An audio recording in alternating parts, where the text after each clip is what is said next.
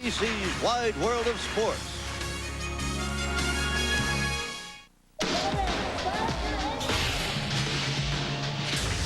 Speed used to just be a number.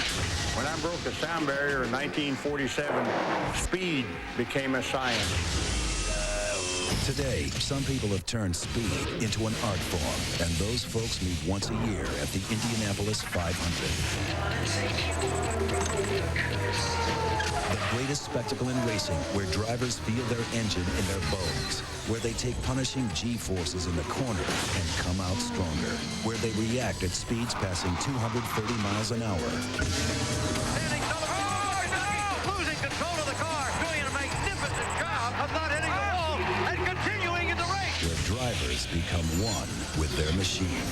General Yeager surpassed 700 miles an hour in the X1, but he didn't have to worry about 32 other pilots in his rearview mirror. Hell, I didn't even have a rearview mirror.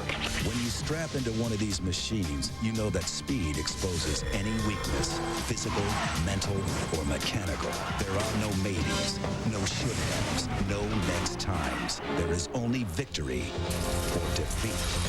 Throughout history at Indianapolis, drivers have blurred the line between human and machine. In 2003, that tradition continues. A human extension of a race car, looking to extend an Indy win streak to an unprecedented third year in a row. A fuel-injected competitor in his final Indy 500, who has led the most laps without tasting victory. And Mears, who has been driving a very good line this race, takes Michael Andretti 187 laps into the record book. The fight is at the front. A 700 horsepower heart of a two-time series champion. A new wheel, guided by a brickyard legend. Three engines that have gone full throttle to victory lane in years past.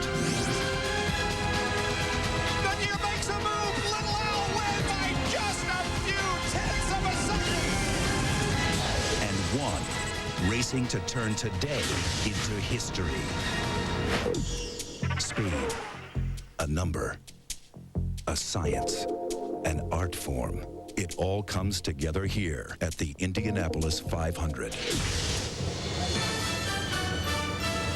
For the 39th year, ABC Sports presents the greatest spectacle in racing. This is Countdown to the 87th running of the Indianapolis 500-mile race. The largest gathering of humanity for any sporting event in the world is here at the Crossroads of America to continue a Memorial Day weekend tradition dating back to 1911. The engines are being warmed up here along the front stretch. Well-known faces from all walks of life, from sports, movies, television, and music are among those who have chosen to spend this Sunday afternoon watching 33 drivers seek the ultimate prize in auto racing, the Borg Warner Trophy, and the title of Indy 500 winner. Drivers will be in the spotlight here today, but the crews are equally important. This year, 3 of our ABC pit reporters have been entrenched with 3 crews since early this morning, spending most of the time back in the garage area. But now they have moved to pit road. We want to give your perspective on what Indy is all about to them. Jack Arute is with Marlboro Team Penske.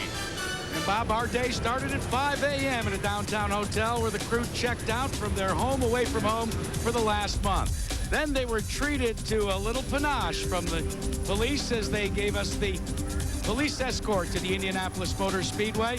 And since then, they've worked on pit practice. They've also had their final team meeting, and they've warmed up the car. During that team meeting, they went over, Gary Gerald, every scenario that could occur. Changing the nose, changing tires, making adjustments on the fly. And Jack, it was just over a half hour ago that Michael Andretti emerged from the solitude of his motorhome or here on the Speedway grounds, where he spent the night with his family awaiting the final drive of his career. A great reception for him. He's been attempting to seal himself away from any and all distractions. He came over here to the garage area a half hour ago, and the barriers have come down. He's been behind closed doors up until moments ago. He just bolted back to the motorhome to kiss his daughter Marissa before he makes his final drive. And Vince Welch will be hearing from Michael shortly, reflecting on his amazing career and also finding out just how tough it's been to try to treat this memorable day as just another race. Well, Gary, Team Kelly will be one of the favorites today with current IndyCar points leader Scott Sharp, two-time 500 winner Al Unser Jr., and highly regarded rookie Tony Renna. The car and the crew began arriving about 4:30 this morning, and team owner Tom Kelly arrived shortly thereafter, already bright-eyed and feeling confident this could be the day his team reaches victory lane. As part of our entrenched coverage, a camera will follow Kelly, and he will be wearing a microphone, allowing you insight into the strategy and emotion of the Indianapolis 500. Thanks, Vince. Well, we've spotted Paula Abdul in this massive crowd here today as our clock counts down to the command to start the engines. Hi, everyone. I'm Bob Jenkins. Welcome to Countdown to Indy. We invite you to celebrate with us for the next 3.5 hours a long-standing holiday tradition that signals the beginning of summer and represents for drivers and fans alike the most exciting and emotional day of the year. Before this day is over, one driver will experience the thrill of victory and will carry the title of Indianapolis 500 winner. The weather is cloudy, the temperature is cool, but the forecast is for only a slight chance of rain. A full complement of 33 qualified for the 2003 Indy 500, giving us the 9th closest field in history and the 3rd fastest in history. We begin our review of today's starting lineup with the first 3 rows. Hélio Castro Neves, São Paulo, Brazil. 2001 and 2002 Indy 500 winner. Tony Kanaan, São Paulo, Brazil. Robbie Gordon, Orange, California. Scott Dixon, Auckland, New Zealand. Dan Weldon, Emberton, England. Kenny Brack, Karlstad, Sweden, 1999 Indy 500 champion. Ura Takagi, Tokyo, Japan. Tony Renna, DeLand, Florida. Scott Sharp, Wilton, Connecticut. Coming up, can Team Penske win a 13th Indianapolis 500? His drivers are Hélio Castro Neves and Gilles de Ferran. Or will Michael Andretti win his first in his last start here at Indianapolis?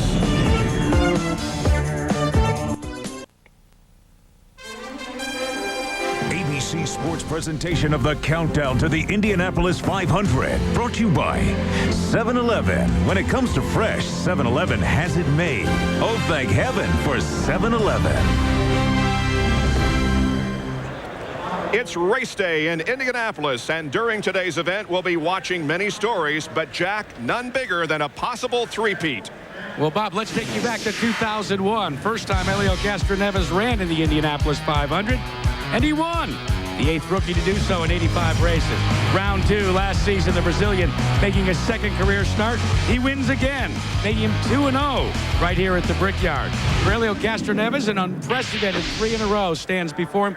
How much of a distraction, if any, has that fact been in practice and preparation? Well, I tell you, distraction is not playing a role right now, to be honest. I'm just having a good time, being this opportunity that nobody did before. So, hey, I just go out there and have a lot of fun. What about Hélio's Marlboro Team Penske teammate? There are some that say that his Indy dream was derailed when this happened. He lost the left rear wheel after a pit stop.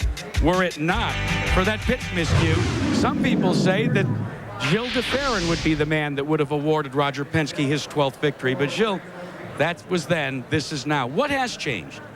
Well, to be honest, not much. I mean, the team is as excellent as ever. You know, we're ready to go. We spent the whole month preparing, and hopefully I'll be in contention again right at the end of the race.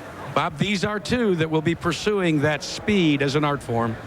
Jack, each of the 11 rows in this year's field has at least one driver who has won an IRL IndyCar Series event. Here are rows 4 through 7. Gilles de Ferran, São Paulo, Brazil. Roger Yasukawa, West Hollywood, California. Thomas Scheckter, South Africa. Michael Andretti, Nazareth, Pennsylvania. Greg Ray, Plano, Texas. Shinji Nakano, Osaka, Japan. Felipe Jafone, São Paulo, Brazil. Al Unser Jr., Henderson, Nevada, 1992-94 Indy 500 champion. Sam Hornish Jr., Defiance, Ohio. Buddy Rice, Phoenix, Arizona. Jacques Lazier, Altaloma, California. Buddy Lazier, Vail, Colorado, 1996 Indy 500 champion. Michael Andretti is preparing for not only his final Indy 500, but the final race of his 20-year career. He'll turn his attention to the business side of the sport after today's event. He has led 398 laps here, more than any other non-winner. In Italian, it's La Famiglia, the family, a bond between generations. It's one thing to be a second-generation son of an Italian immigrant immersed in his father's profession. It's an entirely different matter when your name is Andretti. For Michael, it meant dealing with his father Mario's legacy-laced shadow. It was real tough. People expected you to win right away, and if you didn't win, they'd ask what happened. And having said that, I think it was good for me because I learned to deal with the pressures at an early age, and I think that's helped me today. La Famiglia dictated Michael's journey into racing. I felt it. I always felt it since the moment that people ask you what you want to be when you grow up. So I would say you have to be born with whatever it is, but there's a feel that you inherently have. But that's to be a race car driver. But to be a winner, that's another thing. You know, I mean, again, you have to have it here, deep in your heart. Mario won this race in 1969, but after that, the family was broken, tested, and teased by this race. Was there an Indy 500 curse for the Andrettis? As Michael Andretti slows down at Indianapolis. I don't feel like I'm cursed in any way. I hate when people say that people say this place owes me this and that.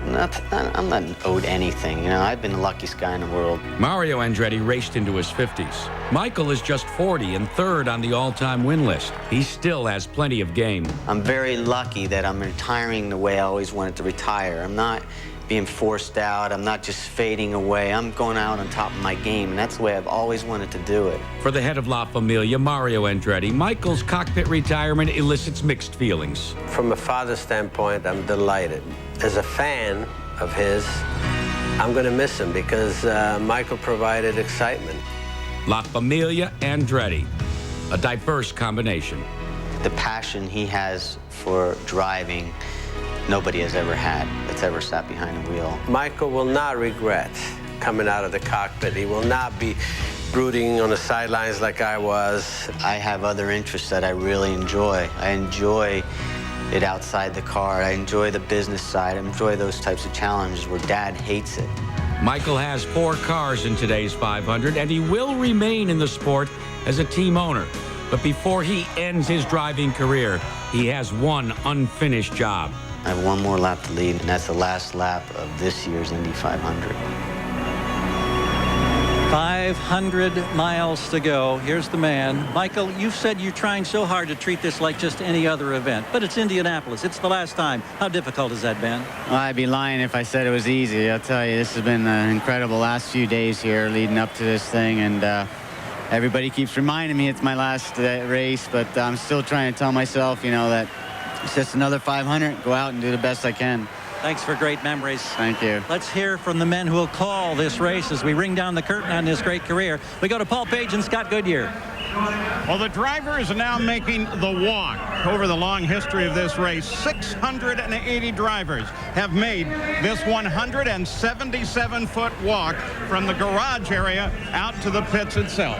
And Paul, whether you're a rookie or a veteran, this is the walk that you want to do one time in your motorsports career to start the Indianapolis 500. And although the race is here today for the drivers, it's also a huge competition for the engine manufacturers. Toyota, Chevrolet, and Honda all have a shot at winning this event today. But if one of the Japanese engine manufacturers happens to win today, it'll be the first Japanese engine manufacturer to win the Indianapolis 500. Now, there are 9 rookies in the field. Do they have any idea what's going to happen to them? Oh, Paul, they really don't. I remember when I came here as a rookie, I thought I was ready, but look at this place. You're not ready for the start. You're not ready for the race down to turn 1. Well, that's it. That's the walk, and it's great. Now, let's send you over to Jerry Punch. Well, Paul, Muhammad Ali, perhaps the greatest boxer to ever step foot in the ring today, visits for the very first time the greatest spectacle in racing. And, champ, what are your impressions here of Indy? This is greater than me. This is a big event. I never saw so many people so peaceful, so happy, and I'm glad to be part of it. Thanks, champ. Bob, with Ali in the house, you know it's going to be a heavyweight slugfest. All right, Doc, great to see the champ here. Former Indy 500 pole sitter and IRL IndyCar Series champion Greg Ray begins that walk toward the front stretch as the countdown clock continues to move just a little bit more than 34 minutes before the command. Log on to ESPN.com and play along with today's race on Enhanced TV presented by Miller High Life. Unser Jr.'s 2 victories here at Indy came in 1992 when he raced our own Scott Goodyear to the checkered flag and won the closest finish in history. Then in 94, he was first under the checkered flags again, Vince, to become the 500's 14th multiple winner. Years ago, little Al said, Indy is everything. Al, as we make that walk toward your 16th appearance, is Indianapolis as important as ever? Most definitely. You know, it's life to me. I do my years by Indianapolis, and so this is final exams coming on right now. A special fan supporting the Kelly team today, former President Bush. Mr. President, how long have you been a race fan? Well, I've been a long time, but I've never seen this race. I've seen the NASCAR races, but never seen the big one. But of course, this guy's family name just rings through American sports, transcending the Indianapolis. But I'll tell you, it's a thrill for me, and I'm just rooting hard for these guys. A race fan should see a good one today, Bob. Thanks, Vince. Drivers in this year's field have a combined 115 Indy 500 starts. Here's the remainder of today's starting lineup. Robbie Buell, Cleveland, Ohio. AJ Foyt IV, Hockley, Texas. Sarah Fisher, Commercial Point, Ohio. Alex Barron, Menifee, California. Vitor Mira, Brasilia, Brazil. Jimmy Vassar, Las Vegas. Richie Hearn, Henderson, Nevada. Billy Boat, Phoenix, Arizona. Shige Hattori, Okayama, Japan. Robbie McGee, St. Louis, Missouri. Jimmy Kite, Stockbridge, Georgia. Ayrton Dere, Bauru, Brazil. The IRL IndyCar Series' most popular driver the last 2 years has been Sarah Fisher. The 22-year-old from Commercial Point, Ohio, attracts a crowd wherever she goes. And last year at Kentucky became the first woman to win a pole position for a major league open wheel race. This will be her 4th Indy 500 start. And Jerry Punch, she's part of a 2-car team this year here at Indy. You're exactly right, Bob. And without a doubt, Sarah Fisher and Robbie Buell, their teammate, are among 2 of the fan favorites. And Sarah, unlike what just happened this past weekend on the PGA Tour, you've been competing against the best men in the world for years now. What are your expectations here today? Well, I mean, we got to look at it from a long-term approach. We're using every tool that we have, every aspect of this race car and race team. So we're planning on being there at the end, and we'll see where we come out. Robbie, you guys start beside a very aggressive 19-year-old rookie. Any concerns at the start? No, we all know you can't win this race at the start. You got to be around at the end. We all know that. Good luck. Bob, that rookie is the grandson of a 4-time Indy 500 winner. And the young Texan has had his ups and downs during the month. AJ Foyt IV spun and slid backwards down the backstretch during qualifying, but didn't hit a thing. And Paul, it looks like the good news is the name Foyt will be around the Indianapolis Motor Speedway for a few more years. You bet it will, Bob. Anthony, I call him Fork, came back, persevered, and qualified. Here's Granddad, the first 4-time winner of the Indy 500. Are you feeling right now concern or pride bringing him out? Well, I think I'm concerned. I've also got pride, so I don't know where you draw the line, but I'm just glad everything's going to go all right today. And Anthony, happy birthday. 19 years old today. He give you any special instructions? I'll just go out there, and it's my first 500, and just going to get all the experience I can and run all day. And I know if we run consistent all day and finish the race, we'll have a good finish at the end of the day. The Foyt name continuing the legacy. All right, Paul, well, coming up, a visit with the 2-time and defending IRL IndyCar Series champ, Sam Hornish Jr., as the countdown to the Indianapolis 500 continues.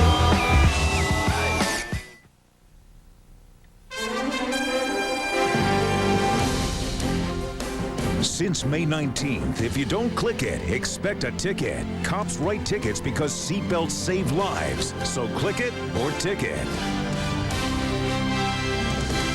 Since the late 60s, this man has been bringing cars to Indianapolis, and he is accepted as probably the best in the business. Roger Penske, how important is preparation to win the Indianapolis 500? Well, as you know, Jack, this is all about our people, and people make the difference. And I think our people have been putting out for this race since the beginning of the year. Elio ran 500 miles here before the opening. Jill's run 750 laps. We're going to have over 600 years of experience in our pit box. So what a day. This is a fantastic day. President Bush here. Saw him this morning. I guess this is America. Jerry, I couldn't have said it any better. Well, Jack, not only was Sam Hornish Jr. involved in the 2 closest finishes in Indy Racing League history, he won them both. This Smith of Castroneves at Texas, and then he beat Al Unser Jr. at Chicagoland by 24 1/1000ths of a second. And Sam Hornish, given the horsepower deficit you battled all month long with Chevy, what will it take today for you to pull off another one of those photo finish wins here at Indy? Well, it'll take a lot just to get up there and to be running towards the front, but if I get a chance to win, it'll probably be a photo finish. So, you know, it's just a great feeling to be here and to be here on this day, and I'm really excited for this race. It'll take a lot of patience, a lot of consistency. Guys in the pits are going to have to be faster than they've ever been, but you know, I wouldn't be here if I didn't think we had a shot at it. Well, Paul, his two Panther teammates echo that confidence. Veteran Billy Boat and former Indy 500 Rookie of the Year, Robbie McGee. In the race at the Twin Ring Motegi in Japan, Scott Dixon, the red and white car, battling with Tony Kanaan. They're fighting for the lead when suddenly they're into the wall. As a result, both were injured, but Scott Dixon, fastest rookie in the field, he's now ready to go. If you look here, you can see the scars of that confrontation. You've been wearing a brace. Are you going to in the race? Yeah, I'll probably just keep wearing it. You know, it's just for safety reasons. You know, say we do have another crash, at least it won't break right away again. And I think I'm more comfortable with it anyway. Well, good luck to you. And Scott, his Target Chip Ganassi teammate Thomas Schechter would like to pick up where he left off last year. And Thomas, a great run last year as a rookie, leading 85 laps, but unfortunately a turn 4 accident which put you out and maybe cost you victory circle.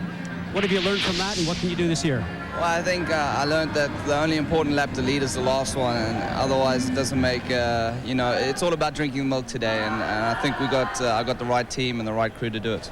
And Bob, I think he might do, and he's actually been wearing his headset here to help him zone in and get him ready for the start of the race. Certainly a strong team assembled once again this year by Chip Ganassi. On the rainy first day of qualifying this year, Tony Kanaan served up a tasty faceful of cake to his fellow countryman and fellow competitor Elio Castro Neves on the occasion of Elio's 28th birthday. And Gary Gerald, Tony has a front row starting spot for this year's 500. Oh, that's got to be the best face planting job I've ever seen. Tony, there's concern you also are wearing a brace today here on the left wrist that was broken. Any concerns about going 500 miles? Not really, Gary. We're wearing this brace. Gives me full mobility in my hand and my arm. I mean, I have all the mobility that I need in the car, and I'm wearing that because I don't want to get hurt again and I don't want to feel any pain. So Dr. Trammell did a great job, so I'm 100%. Here's a race favorite in the middle of the front row, Jerry. Well, Gary, two-time Indy 500 winner Arie Luyendyk planned to compete this month for Monon Racing, but after this violent impact on May 9th, he was not medically cleared to drive. Thus, his seat was shuffled to last year's Indy Racing League winner at Nashville, Alex Barrett.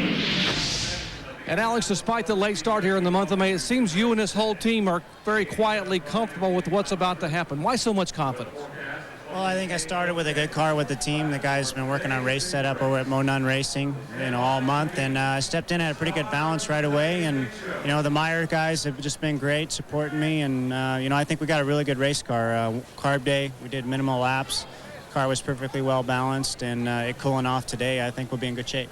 Well, Bob, lots of the old-timers have labeled this young man the dark horse favorite. Felipe Giafoni, one of his teammates, walks toward the front stretch. His other teammate is Tora Takagi. Our countdown to the command to start engines is a little more than 20 minutes away. This is ABC's live coverage of Countdown to the Indianapolis 500. The stands are filling up, and the activity has shifted from the garage area to the front stretch, Gary, where 33 machines and crews have now moved. The next 20 minutes for Michael Andretti may be the toughest because the pre-race ceremonies bring so much emotion. Can he make this just another race? I don't think so. Vince? One of the final orders of business for Team Kelly was the strategy meeting. Took place just a short while ago. Jack, there were no changes, just reminders between the drivers and the engineers. Vince, this Marlboro team, Penske team says this is the toughest time. The next 20 minutes, why? Because nothing really is happening demanding their attention. They told me just a minute ago, it's like waiting for the ketchup to come out of the bottle, Bob. Well, the command to start engines now just 17 minutes away, and in a few minutes, the straightaway will be void of people. But right now, somewhere in the mass of humanity surrounding the cars is our own Scott Goodyear. Oh, Bob, you can feel the excitement. You can feel the anticipation of the race here, down here on the grid. You know, this is the last row that we're standing at right now, and I can tell you that all the drivers are looking forward to sliding into their cockpit. Ayrton Dare is going to start 33rd and dead last, exactly where I started in 1992 when I finished the closest finish ever with 2 Allenser Jr. Now, as these guys look forward to the start, what they have to contend with is all these cars that are in front of them. All the fumes are going to come to them. They're going to burn their eyes. They're going to burn their throat. There's so much turbulent air that the wheel's going to be forced out of their hand. They have to survive the first lap, and if they do that, then they have to go 500 miles and catch the drivers in front of them that have already started 1/4 of a mile ahead. Gary? Well, one of those drivers that has the luxury of starting right up front is Robbie Gordon, and what a history at Indianapolis. We remember the drama of the fire in 1997. And then, of course, 2 years later, he's leading the race only to run out of fuel with 2 laps to go. And what an agenda today. Getting his picture taken on the yard of bricks, Robbie Gordon will attempt again today the double-double. He's planning to drive 600 miles tonight at Charlotte in his Winston Cup car after 500 miles today. He acknowledges the crowd right now with a wave, and this man, I can't imagine what he must be going through before this day is over, but he firmly believes he can win both races, Vince. Well, and Scott Sharp believes he can win this race as well. Sharp is the current IndyCar Series points leader. 35 years old from Norwalk, Connecticut. He's a former pole winner here at Indianapolis, and he has won a race in 7 straight Indy Racing League seasons, including last month's race at Japan. Scott Sharp, it has been certainly a very trying season for you this year, but you came off the big win in Japan and you're the points leader here. What would it mean to win Indianapolis? I wouldn't call it a trying season. We're leading the points. We won a race already, but early. Things are great for the Delphi team. We have a strong car today. The guys have worked real hard. We just got to be there all day. That's our program. Be worried about being fast at the end. Congratulations on being the points leader, and good luck today. Thanks. Bob. All right, well, we are approaching the time when the opening ceremonies will begin. For some, the most emotional moments in all of sports. Ladies and gentlemen.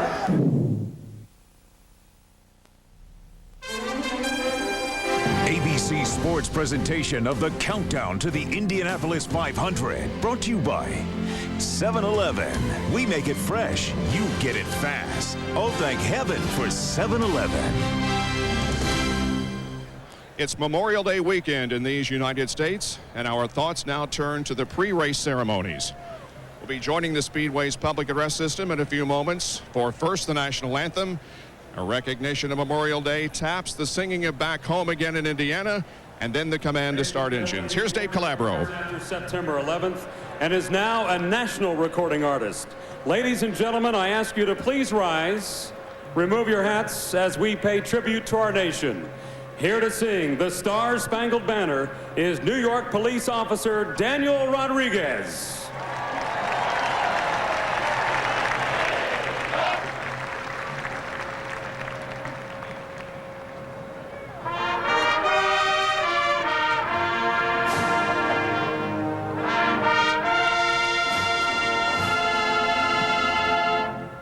Oh, say, can you see by the dawn's early light what so proudly we hailed at the twilight's last gleaming, whose broad stripes and bright stars through the perilous fight o'er the ramparts we watched were so gallantly streaming, and the rockets ringing, the bombs bursting in air, gave proof through the night that our flag was still red.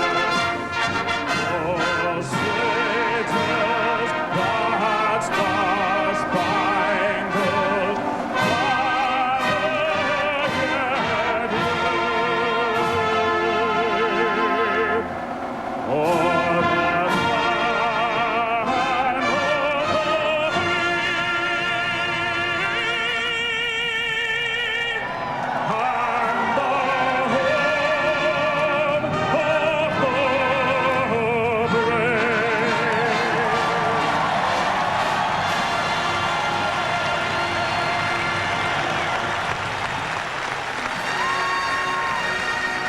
We're just moments away from the moment we've been waiting for. Countdown to the Indy 500 will return after this from our ABC stations. You're watching ABC Sports Championship Television. On behalf of 7-Eleven, welcome to the 87th running of the Indianapolis 500. We're proud to be the title sponsor of Team 7-Eleven drivers Michael Andretti and Tony Kanaan and cars numbers 7 and 11. They know the importance of a great start, and so do we. That's why we're offering thousands of young people in America a head start in life with scholarships from the Education is Freedom Foundation. Visit educationisfreedom.org to learn how you can help give hardworking students the opportunity for a college education. It began as a number. Now, speed is an art form, blurring the line between driver and machine. For Elio Castroneves, speed is still a number. 3, as in 3 straight victories at the Brickyard, a feat never achieved in the history of the Indianapolis 500. Can he go from the pole to victory lane? Or will Michael Andretti in his final Indy 500 realize his dream? Could this be Sam Hornish Jr.'s day? Or rookie A.J. Foyt IV's? Can Unser Jr., Brad, Lazier relive their greatest thrill? Or will Sarah Fisher make history? It all comes down to speed. It all comes down to today. It all comes together at the Indianapolis 500. ABC Sports is live in the capital of auto racing, and this is the 87th Indianapolis 500 presented by 7-Eleven. Pre-race ceremonies here at the Yard of Bricks in front of the Bombardier Pagoda continue. In just a few moments, we will rejoin the public address system on this Memorial Day weekend as we honor those men and women who are currently in uniform and those who have given their lives in service to their country. The solitude that hangs over the track at this moment will continue for only a few moments. And then the silence will be shattered by the roar of 33 engines. Here is Dave Calabro once again. Is General Jack Keane, Vice Chief of Staff, United States Army. Thank you. In a moment, we will hear the solemn bugle call of taps. As you listen, remember our fallen heroes who were willing to risk everything they cared about in life so that we could gather here today in freedom. We are a nation at war. On behalf of the men and women in uniform, thank you so very much for the tremendous support that race fans and Americans everywhere have shown for our armed forces. In 228 years, your armed forces has never, ever failed the American people, and we never will.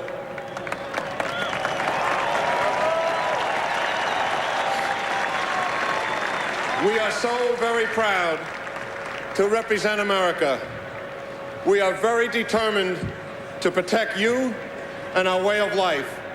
We will not let you down. God bless you all, and God bless this wonderful nation, our beloved America. Thank you.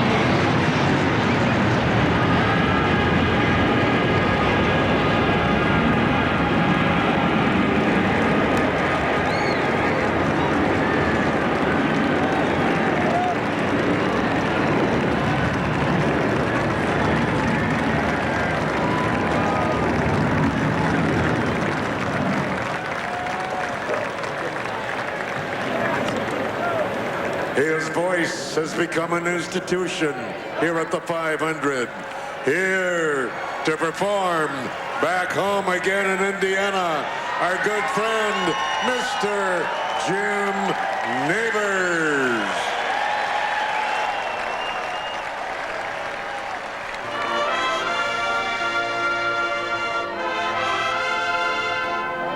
Push it back in the field. Back home again in Indiana, and it seems that I can see the gleaming candlelight still burning bright through the sycamores for me. The new warm hay sends out its fragrance through the fields I used to roam. When I dream about the moonlight on the log, how I long for my Indiana home.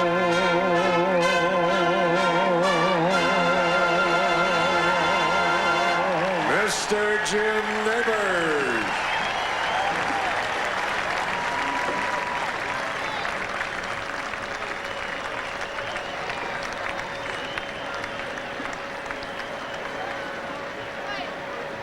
And now, to speak the most famous words in motorsports is the chairperson of the Indianapolis Motor Speedway, Mary Hallman George. Ladies and gentlemen, start your engines.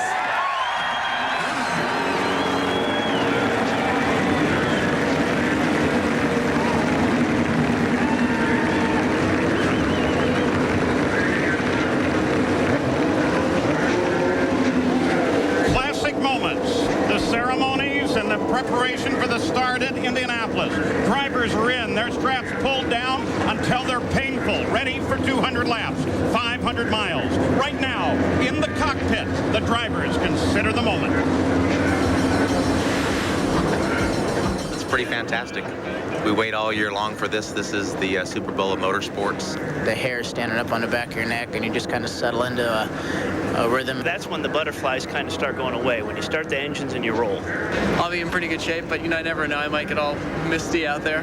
Ready to go. I mean, that's when everything starts, when the heart rate goes up a little bit. Once it fires up and get rolling, you get right into game phase. So many different things go through your mind all at one time. It's pretty much what I've lived for. It's just goosebumps everywhere. I mean, there's something so special about this place and those particular words. 33 magnificent racing machines. Magnificent in its own right, the pace car for the 87th running of the Indy 500. The Chevy SSR pace car. 4 of them sit in front of the field now, and then one will pull away. Let's take a final look at this year's Miller High Life starting grid, front row. Castro Neves is going for a record 3rd win in a row. Kanan crashed while leading last year. 2 rookies, New Zealand's Dixon, England's Weldon pair up with Sweden's Kenny Breck, who won in '99. Former pole sitter Scott Sharp shares the 3rd row with 2 rookies. Row 4, DeFerrin finished 2nd 2 years ago. Schechter led 85 laps last year. Andretti has driven over 61,000 miles in his career. He has 500 to go. Unser Jr. is looking for his 3rd Indy 500 victory. A rookie and the Lazier brothers. In row 7, Buddy won the 596.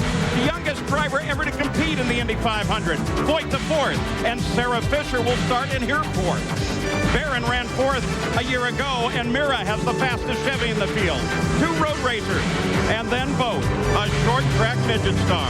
All 3 in the last row came to Indy without a ride, but remained focused on their dream. Here's our inside line. The stories that we're following. Elio can make history, but Michael hopes to break the Andretti bad luck streak in his final Indy drive. And then Voigt, Andretti, Unzers. The families are at it again, and Andretti's name may not appear for some time. And then could we have a rookie winner out of the 9? And Chevy, Honda, and Toyota. A win here means big bucks in the showroom, Scott. Michael, the slide in cockpit for the very last time this morning. Any second thoughts today? There's no second thoughts. I'm ready for this race. Looking forward to it. Looking forward to a great finish. Nice to be here in my calm office now after this hectic week. Well, we wish you all the best. Good luck. Our AT&T wireless race analysis. 200 laps, 2.5 miles around. The track is 50 wide, rimmed with walls. 227 miles an hour, and well over $1 million await the winner. Scott Sharp, you've had some bad luck this month, but do you feel this might be your lucky day? Yeah, Scott, we're excited for the Delphi team. The whole team's worked real hard. We have a good race car. We're focused at the end of the race. We want to be fast at the end. Well, you've been fast. Good luck today, my friend. Now as the 33 roll towards that green flag. Let's check in with our reporters again. Jerry Punch is high in the Bombardier Pagoda. Well, Paul, this tiny cubicle on the 9th floor of the Pagoda is where every major decision will be made between right now and when the checkered flag waves on the Indianapolis 500. This man here will be talking to all the medical people. Fire truck dispatches here. These two guys here are talking to observers around the course. Mel Harder here will be talking to the flagman, the pace car driver, and all the officials. And the man ultimately in charge, Senior Vice President of Operations, Brian Barnhart. Jack Arute, there is tremendous pressure on the shoulders of these 6 men. There's also pressure, Jerry, down on pit road. It's more than 1/3 of a mile long, and at least 8, maybe 9, maybe 10 times these cars will come in for service, Gary Gerald. Pit location, Jack, always very important. And the teams that are closest to pit out or the exit always insist they've got a distinct advantage. Basically because once their car is serviced and they leave the pits, there's less congestion to deal with. And the honor of having the best pit position today goes to the fastest qualifier. He's also the defending champion, Helio Castroneves. Vince Welch? Handling the tools of the trade will be critical in the pits today. Failing to secure a tire, that can cost you the race. Failure to properly insert or remove the fuel hose can prohibit the proper amount of fuel from getting into the race car or create an invisible and devastating fire. If you are to win the race today, you cannot afford a mistake in this 47-foot space this afternoon. Paul? Well, Vince, 2 major racing series race on the Indy Oval. The IRL is the fastest by nearly 50 miles an hour more than Cup. And Indy cars, unlike Cup, remember, start 3 wide at Indianapolis. Let's take a look at the track conditions, Scott Goodyear. The wind's light. There's a very remote chance of rain in the forecast. And, Paul, that's nothing to worry about with that wind. Nothing that these drivers are going to be concerned about. They're going to have more wind coming from the turbulent air coming from the cars. The temperature and track temperature are perfect for fast racing. And now the field, still single file, looking to line up for the pace lap itself. 1 to go until the 87th running of the Indy 500. Log on now to ESPN.com and play along with today's race on Enhanced TV, presented by Miller High Life. Everyone started, everybody looking good. And there once again is that Chevy SSR pace car. 14 years before, Chevy has paced the Indianapolis 500 starting back in the 40s. Paul, this is when the drivers are now just starting to get their focus in completely. They've been here all month doing promotional events, doing Fan Fest, doing all the things that they have to do for sponsors. This is what they've been working for. Sliding inside the cockpit. Look how close these guys are. There's a mind game going on there right now. They're trying to set the tone for the green flag. And plenty of onboard cameras for you as well. They take the long backstretch, flat on what every driver says is the best maintained race course in the world. Flat and smooth. Flat, Paul, and not only 9-degree banking in the turns, your car has to work perfectly for you if you're going to be fast here for the 500 miles. So much riding on this race. They form their rows of 3 up into the north end of the track now. Castroneves, Kanaan, Gordon, the front row. They take a look at the North Short Chute. Chevy pace car begins to accelerate. The field will go to the control of Helio Castroneves, the pole sitter, 2-time winner, looking for an unprecedented 3 in a row.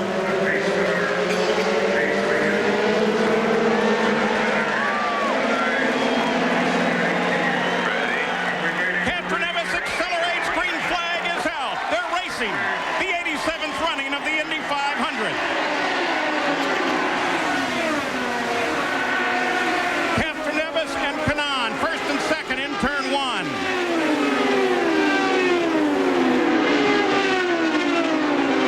A couple of clean turns. I spoke to Brian Barnhart this morning, Paul. He said he was concerned for the start of this race. There's so many guys that are so competitive. He just wanted to make sure they could get through the first couple of laps and have everybody's nerves settle down.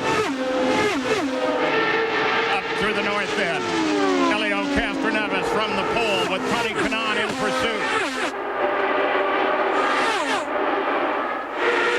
Castroneves leads the first lap at Indianapolis. Then Kanaan, Gordon, rookie Dan Weldon comes into fourth. Then Kenny Brett. And Paul, on that start, we saw a green 7-Eleven car actually going through traffic.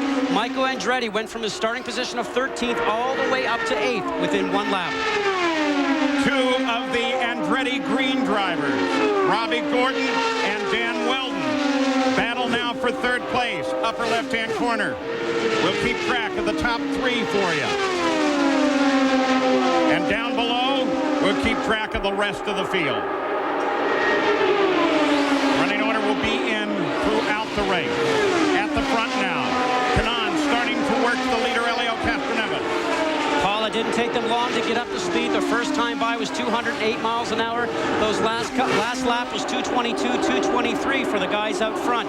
So this pace has already been fast right away. Tony Kanaan, remember, is involved. We showed it to you early in that accident at Motegi with Scott Dixon. And he, too, has been favoring not only a wrist, but he had a puncture wound in his thigh. As we drive along here, you saw his hand shift up to the gears and 6 going down the straightaway and then down going into the turns. He's actually using the gearbox right now. The car is full of fuel. So what he's doing, he's actually grabbing the gear shift and he's actually changing gears on the fly. Battle at the front at Indianapolis on the backstretch. Elio Castroneves is leading this thing strong right now, Jack. It is not too soon to begin to talk the driver down after the emotion of a start. They have already started to tell Elio Castroneves, Tim Cindric has, just calm down, find the rhythm, and stay out front. And of course, in this fight at the front, we're already seeing that battle of the blocks develop. Toyota leading it right now. Honda wants to lead it. Tony Kanaan has a Honda in second place. Roger Penske keeping track of his 2 cars. Both Castroneves, the 3-car, and the 6-car of Gilles de Ferran. Gilles de Ferran right now is running an 11th spot. He's more the calculated driver, Paul, out of the 2. Castroneves himself is very, very eager, ready to get going, and you heard that they're trying to just calm him down, get him into a pace. De Ferran reminds me a little bit of Rick Mears, very calculated. He'll be thinking about his car right now. What does my car need to do to go faster? He'll be communicating with the pits over the 2-way radio saying, this is what my car is doing. I need to have this next in the pit stop. Can you please give me this adjustment? Watch for him to go faster after every pit stop. The pace in these early laps is blistering. Here are the guys on the new. Michael Andretti moved up from 13th. There's the rest of the group. Al Unser Jr. 17th up to 13th. Report on Foyt the Fourth. A.J. Foyt the Fourth turns 19 years old today. He's the least experienced driver in the field, and automatically right out of the gate, they've had a bit of a problem with the radio communication. You know, A.J. Foyt wants to be in his grandson's ear, and he can't do it right now. Can't talk his driver down, as Jack made note of, to calm him down and relax him because they don't have radio communication to the driver. Yeah, in a way, that may be good for Foyt the Fourth. Well, we've heard many times that Foyt actually maybe gets on the radio and can be very loud, but you're right, Paul, maybe it might be the best thing. Back at the front, Elio Castroneves is running laps at 225.2 miles an hour. Tony Kanaan right behind him. Felipe Giafone. Tell me what your problem is. Is the motor on or you got no power? No power.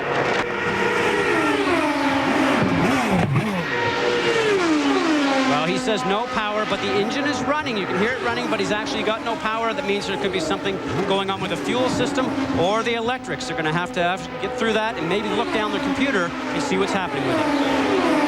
You're a promising driver for the Morris Nunn team. One of the top ones. Just think of how strong he was last year, a race winner last year in the IRL. Guys, they have shut the engine down for Giafone now, and they'll begin that methodical check of the electronics. He has to just sit as patiently as he can. Officials are now taking a look at Roger Yasukawa's car as the yellow light comes out. And that's the way we're going to show you the yellow. Billy Boat. plume at the back of the car. Might be a little premature to say it's the engine, but it sure doesn't look good. Well, give Billy some credit because he got right off the racetrack and on the apron so he didn't oil the track down. So Billy Boat brings out the first yellow at Indianapolis, 8 laps complete. And in the record book, Castro Neves leads Tony Kanaan, and Robbie Gordon is in third. Well, you're under yellow at the Indianapolis Motor Speedway in the first time for the 500-mile race. Billy Boat showing some smoke from the back of that car, and so immediately the yellow was thrown on to make sure there is no oil on the racetrack. Now, we do have some pit stops occurring at the bottom of your screen. Michael Andretti and Tony Kanaan. Just leaving the pits right there is Robbie Gordon. So it's a little early for regularly scheduled pit stops. Only 10 laps completed. But now Andretti and Kanaan both have service and go back out onto the warm-up lane. And of course, the pit stops are so important. It could mean the difference between winning and losing. And Jack Arute has a closer look at a pit stop here at Indy. Organized mayhem, automotive ballet, the race within the race, a cauldron of emotion, danger, and speed. The IndyCar pit stop often is what separates winners from the rest. A driver must enter the pit box with precision, miss the mark, and the fuel hose won't reach the car. The right front tire changer polices this, then changes the Firestone tire. A single wheel nut off, tire and wheel exchanged, and then the next step. Aerodynamic adjustments initiated by changing wing angle. The front wings are the right front crewman's responsibility. He turns them up or down by twisting tiny handles on the nose of the car. He also scans the rest of the crew's work and oncoming traffic. He makes the call when it's safe to exit the pit box. The fueling process is left to 2 crewmen. They attach an air supply to the car and put in fuel at 4 gallons per second. The rear tire changer must be adept at multitasking. Once he's finished changing the rear tire, he makes any rear wing adjustments required, and then stands by to restart the car should it stall. Now, done correctly, this dance takes just 12 seconds. How does that compare to your regular pit stop?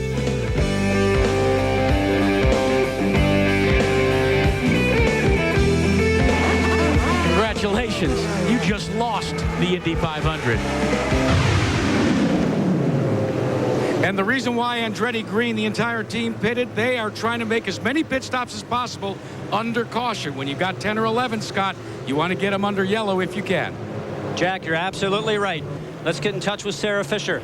Sarah, Scott Goodyear up here in the booth. Can you tell me how your start went and how your car is working for you?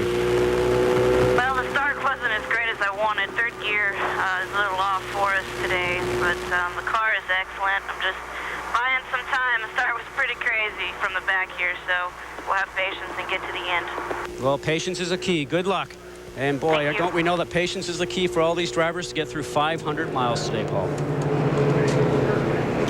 One of the members of the Andretti Green team, Dan Weldon, did not make a pit stop, but because of that, he has now inherited second position. So it's Helio Castroneves in the lead with Dan Weldon second, followed by Kenny Breck, Tora Takagi, and Scott Dixon. Those are your top 5 as we are under caution for the first time. And again, nothing serious. Billy Boat had a huge amount of smoke come back into that car. He coasted to a stop at the south end of the racetrack.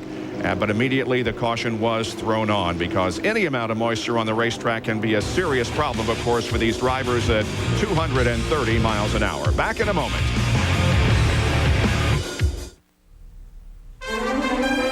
The Indianapolis 500, presented by 7-Eleven on ABC Sports. Brought to you by 7-Eleven. When it comes to fresh, 7-Eleven has it made. Oh, thank heaven for 7-Eleven. AT&T Wireless brings you M-Life, your mobile life made better. And FedEx, Ground International, Online, or Express. Don't worry, there's a FedEx for that. Back at Indianapolis on pit road, the heartbreak of a man who finished third last year. What happened, Felipe Giafone? Well, we don't know yet. Apparently, it's something electrical that happened. I mean, nothing to do with the engine itself. It's just stopped running pretty much. It's pretty frustrating, you know. After a month working hard, you know, we'll see. All right. We've got to get ready for green. Helio Castroneves brings them back to the green flag. Dan Weldon, a rookie, in second place. He got another former winner, Kenny Breck, right behind him. First 8 laps under green, they averaged a blistering 2:22.6. Also behind the leader. We're going to keep track of a number of cars today. There was your restart order. Let's go behind the leader, Bob Jenkins. Well, Robbie Gordon made the pit stop, of course, but we expect him to move up quickly. Right now, he's in 20th position, and as a matter of fact, just lost a spot, it looks like. But we expect Robbie Gordon to move up quickly. He was one of 4 drivers who made pit stops during that first caution. Michael Andretti drops back to 24th, Kanaan to 23rd, Renna to 25th, and Gordon to 20th as Castroneves continues to lead by less than a second, and the yellow is out again, a car in the wall. And it's Sarah Fisher. You see her moving, so she's obvious. Takes the steering wheel off, a sign, an indication to the safety crews that she is okay.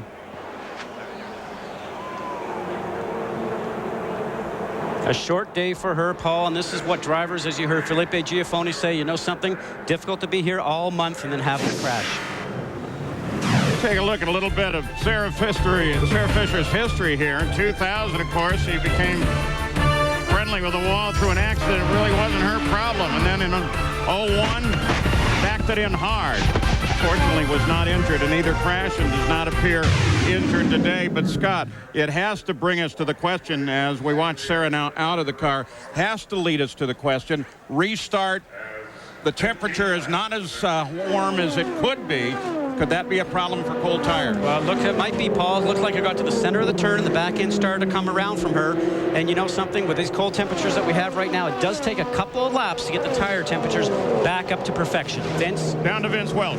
Mark Weida is Sarah Fisher's engineer. Cold tires on that restart a possibility? Blew the motor.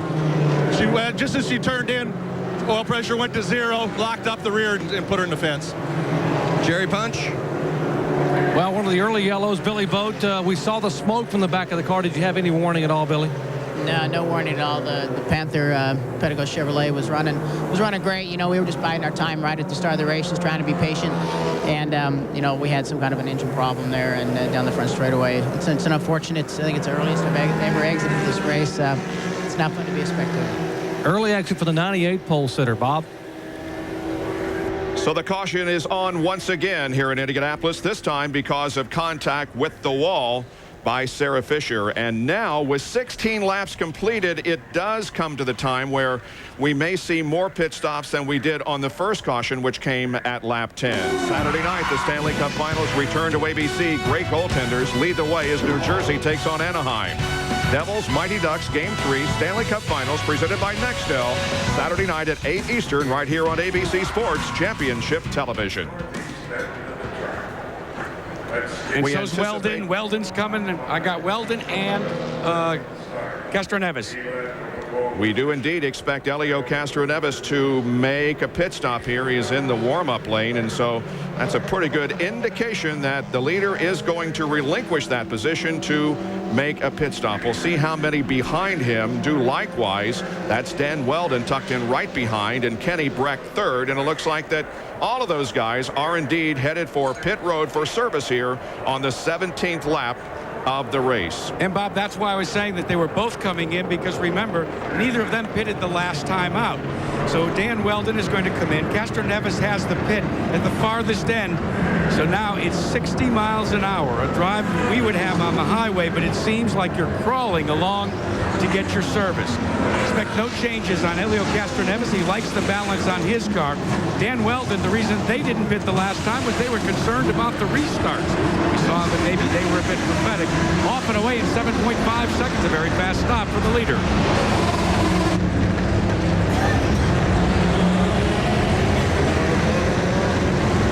Well, there's the pit exit, and as the cars come out, the yellow, or rather the green or red arrows will indicate either a position gained or positions lost. So Scott Dixon, who did not make a pit stop, is the leader. The 87th running of the Indy 500 presented by 7-Eleven will return after this message and a word from our ABC stations. You're watching ABC Sports Championship Television.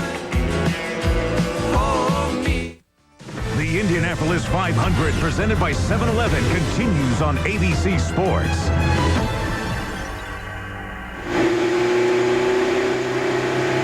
Back at the Indianapolis 500, presented by 7-Eleven. We're on board with Al Unser Jr. now, as he is and the others are under caution. Scott, let's talk to him.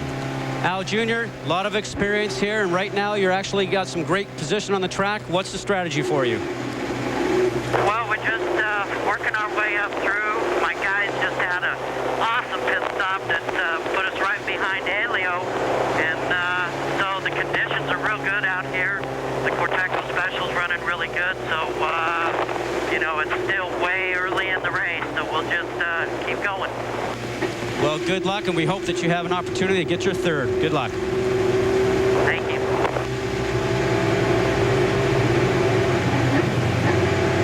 Two drivers have not made pit stops. Scott Dixon, who is the leader of the race, and Ayrton Dare, who started in the 33rd position, has not pitted, and so he is second. Today's driver radio transmissions are brought to you by 10-10-9-8-7. So the lineup right now: Dixon, Dare, Andretti, Gordon, and Kanaan, the top five. And when Dixon took the lead, he became, Jack, the 180th different driver to lead Indy. And Bob, one of the things with multi-car teams is a lot of running up and down pit road, trying to cross-reference information one against the other. That's the case with Target Chip Ganassi's team with Thomas Scheckter and our leader, Scott Dixon. Well, they've unveiled a brand new product so they don't have to run so much. It's a flat screen where they can actually, in real time, communicate back and forth between each other without having to make the run. It may be only 20 or 30 feet, Vince Welch, but at 20 or 30 feet on foot, that could be a couple of car lengths out on the racetrack. Well, it certainly has been an eventful race so far for A.J. Foyt Racing. First of all, Anthony Foyt had problems with the connector on his earpiece. A.J. wasn't happy with it at all, and you see the end result. It's now in two separate pieces. And then when Anthony was trying to avoid that crash, he and Robbie McGee nearly touched, and you see you've got the white wall there for Anthony Foyt as he brushed up against the outside wall. Upstairs. 19 laps completed at Indianapolis. Under caution, we should be green when we come back to Indy. Stay with us. The Indianapolis 500, presented by 7-Eleven on ABC Sports. Brought to you by 7-Eleven. We make it fresh, you get it fast. Oh, thank heaven for 7-Eleven. Chevrolet, wherever there's a winner's circle, we'll be there. And Miller High Life, to live simply, proudly, boldly, manly. This is the High Life. Back at the Indianapolis 500, presented by 7-Eleven. Scott Dixon, the red and white car, leads the field around. And in second place there is Dare, who's had a magnificent run. But remember, first and second have not stopped. Third is Michael Andretti. And Paul, Michael Andretti's the master. You watch him, he'll end up getting a draft off of Dare, I'm sure, and try and make the move coming up to turn one. And exactly that. Michael Andretti chasing the leader now, moves to second. Dixon, Andretti, Dare, Gordon, Kanaan, and Rana.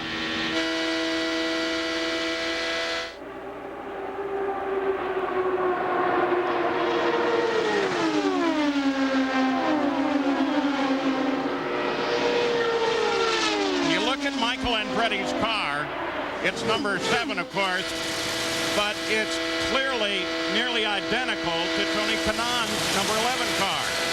Just look, the top of the intake, the red pod is the difference. All that restart lap, 217 miles an hour. So those guys are already doing 225 down the straightaways going in the turns. Expect this one to be in the 223, 225 range, and those guys will then be doing over 230 miles an hour going down the straightaway.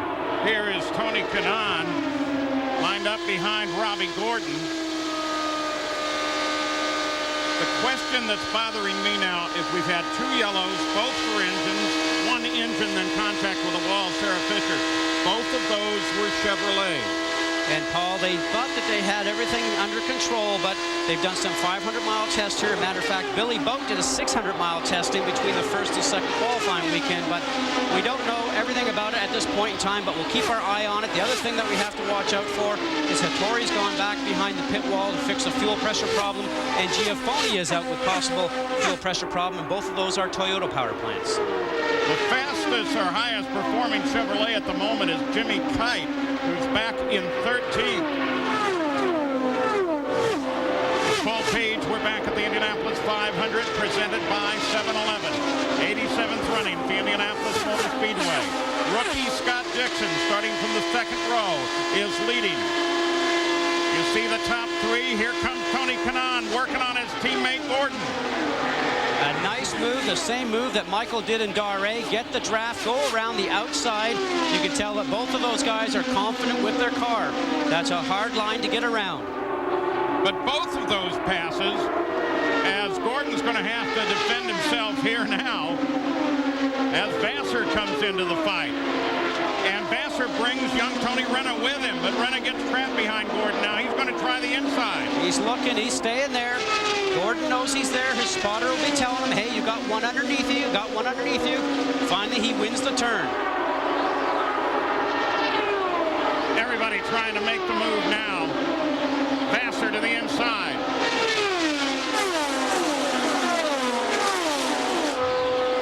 Richie Hearn comes into the fight. Two Penske cars are right there. Catherine Nevis in 9th. DeFerrin in 11th. Since the restart, here are the cars on the move.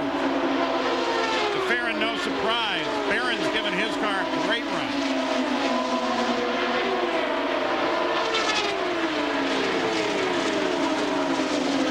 Shigeaki Hattori, during the last yellow, they took his car back to the garage area. Hasn't been listed out officially yet, but they were worried about something with the engine.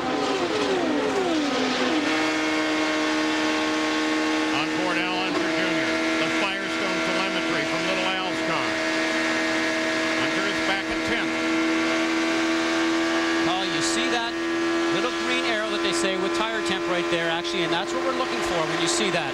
The drivers know that the tires are perfectly up to temperature and the pressure is there. They can get on at 110%. Off the throttle, a little bit of dirty air in front of them from the car ahead. It's actually turbulent. It's like following a tractor trailer on the highway. You get buffeted around and actually shakes the car around. Does not feel confident keeping your foot on the gas. You saw him go from nearly 3 G's positive in the corner to actually a negative G. And that's because when you come out, the car actually is getting that G loading, and then you come out to straighten out the car, and then you get going down the straightaway. And these things are quite a run through the turns. Always seeing 2, sometimes 3.5 Gs. Back down to the pits in Jackaroo. Well, Paul, Michael Andretti is trying to change gears. He's trying 5th, he's trying 6th, as he tries to chase down the leader, Scott Dixon. Pretty soon it'll be a moot point, though, because Dixon is scheduled to pit on lap 42. Meanwhile, Tony Kanaan has lost some of his onboard display on his steering wheel. And it's a critical one, Scott Goodyear. It displays the miles per gallon he's getting in the race. Well, Jack, the most important thing now, we talk about the telemetry. All that information is being beamed back from the race car to the pit location. So even though he may not be able to read it on the steering wheel, hopefully his engineers will still be able to understand what kind of fuel mileage he's getting by looking at their computer. Now, if both computers are out, what you end up having to do is turn around and go back to the old-fashioned pen and paper. Lap since the last time they were in the pits. 29 for Dixon. You figure 32 under green flag is probably the max distance, because they're burning about a gallon a lap. But under yellow, well, you make a lot of fuel. Kenny Breck, after his last stop, he was really thundering to the front, but now he appears to be in trouble. Oh, he is in definite trouble. He has slipped all the way back to the 19th position at last report. On the pit stop, he came in 3rd. The revs on idle were off, and he stalled the car. That's what cost him all that time. Simply told him that the next time he comes in, he'll have to be heavy on the throttle, keep the revs up when he comes into the pits. But that could be an all-day problem for Kenny Breck. Michael Andretti, 2nd place, behind rookie Scott Dixon. See the battle for 3rd come through there, Daré and Kanaan. On board, Tony Kanaan. Beginning Wednesday night, June 4th, ABC Sports is your new home for the NBA Finals. Last night, Jason Kidd, Kenyon Martin, and the Nets swept their way into the championship. Now they await the winner of the Mavericks-Spurs series. Coverage of Game 1 begins Wednesday night, June 4th at 8 Eastern, 5 Pacific on ABC Sports Championship Television. Scott Dixon keeping an eye on him because he slowed a little. Andretti went to the lead. Well, you know, it could be a fuel pickup problem because if they try to extend their fuel run a little bit too long, the car will be starving for fuel in the middle of the turns where the G loading is the most. And that sounds like right now he's soft throttling it. He's just trying to get back to the pit lane. This is Dixon. Just seconds ago. Oh, yeah, you can hear it, Paul. Right in the middle of the turn where the G's are highest. They're definitely searching for fuel. And guys, that's going to be something of note for the Conseco team and Ayrton Dare, because they were keeping an eye on the Target team. They said Target is our target, but the Dare team was not planning to come in until lap 40. So if Dixon is slowing because of a lack of fuel, certainly the Dare team is going to take note and maybe come in sooner. 33 laps. 33 laps for Ayrton Dare, second place since he was in. The start of the race, in fact. The engine is still running. They do not seem to think that it is a fuel issue, although they have checked the telemetry and they can't find anything that's wrong with the car, so it's a 10-second stop.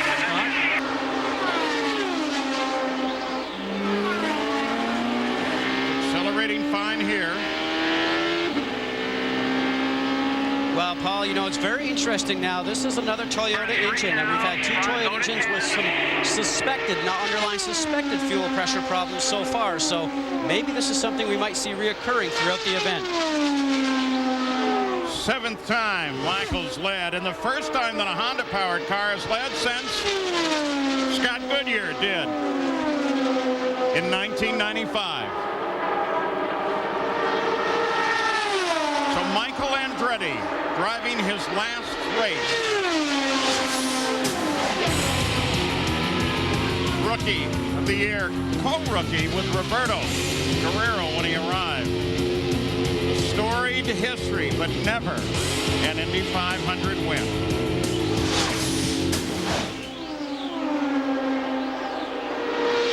Michael say that he wants to lead the last lap. I'm sure that he wishes this was almost the end of the race right now. He knows he's got a long time to go, and did some very smart driving when he was behind Dixon. He knew that Dixon had to come into the pits.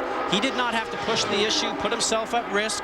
He could just sit back there and run a nice strong pace, which they've been doing here. 222, 223 in the last few laps. A pretty strong race pace, Paul. Back in the field, rookie Tony Renner, Richie Hearn, and Helio Castroneves have been fighting it out. Unser Jr. and Scheckter side by side as well.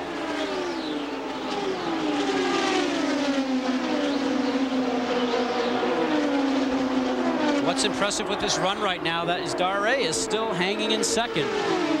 Unfortunately, he's got to have another stop, but at least it tells you that his car is running pretty strong out of the A.J. Foyt stable.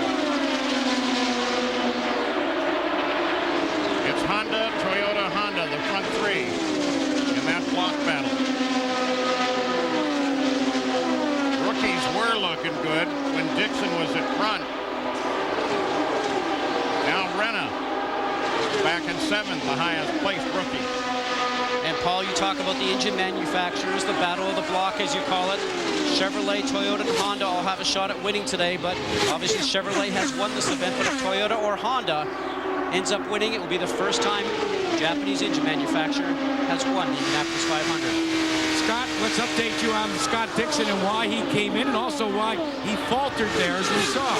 He thought they had a Firestone tire going down. They checked all four tires. They loaded it up with fuel. So let's cancel out any concerns about the power plant. It was just a feel in the race car, and it was the wrong feel. You saw Jill DeFerrin without question on the move. And they may be expecting Ayrton Dare, second place car, to make a stop just any time now. And when Michael Andretti finishes this lap, He'll have 100 miles in the record book. Only 400 to go. Tora Takagi on the move. Inside of Unser Jr.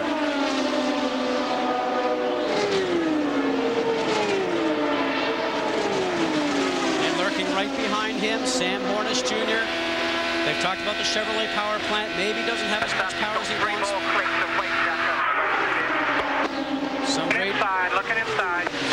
Some radio contact there from the engineer. 3 more clicks of weight jacker. That means Sam has reported in. The car's not working well. It's understeering. That weight jacker puts some left front weight on the tire. That will help him get through the turn. You're clear. You're clear. That's Dan Weldon right behind him. This is a battle between Chevy and Honda power.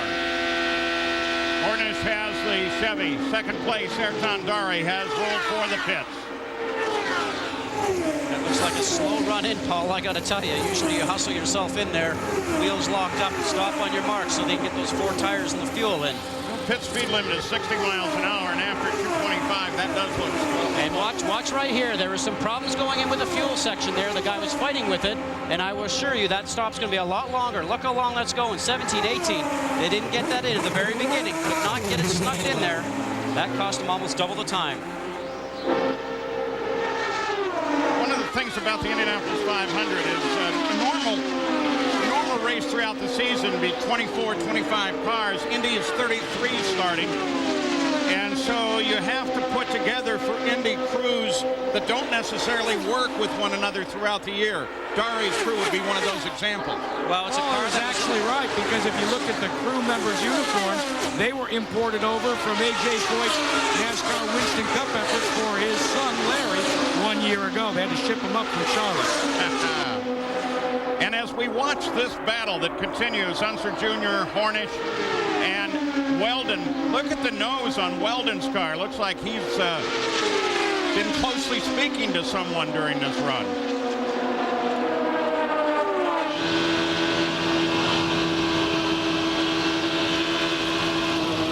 That's Robbie Gordon to the outside.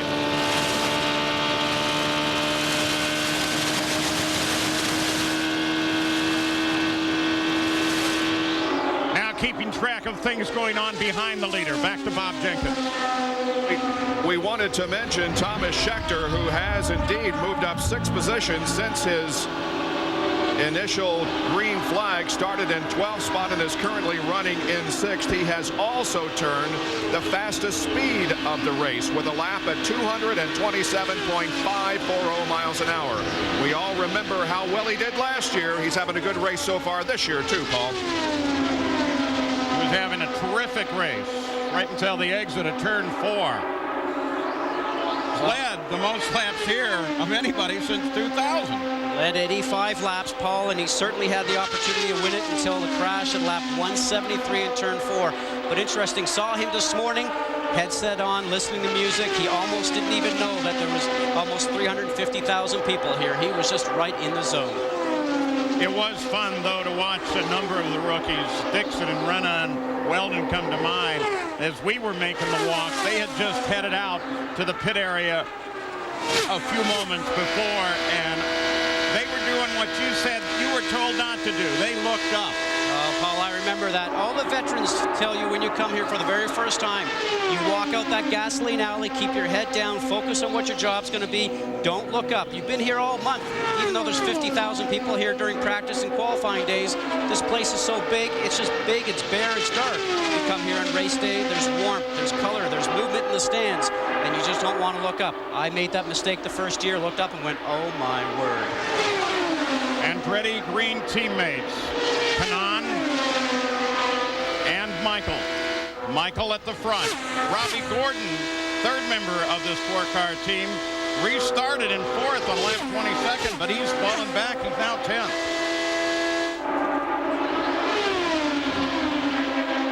Here's the AT&T race analysis to this point. Michael's now led 13 of them. He wants to lead the 199th and 200th.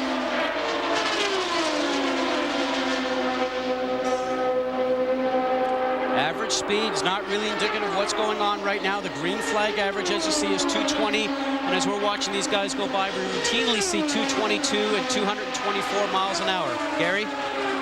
Jimmy Vasser has very quietly moved from all the way back. And Scott, you talked early in the pre-race show about how tough it is to come up. He started 27th, but the veteran who's running here for the 8th or 9th time is now in 3rd place. Bobby Rahal on the wall in communication with his driver. They made no changes on the pit stop. They love the way this car is responding to the track conditions and the weather conditions today. Checking out that lead, Team Andretti Green, Jack Arute. Well, we watched the 1-2 combination. We call them the big gulps. And now, until the next pit stop, which is coming up shortly, they're going to make a gurney flap change on Michael Andretti, the leader.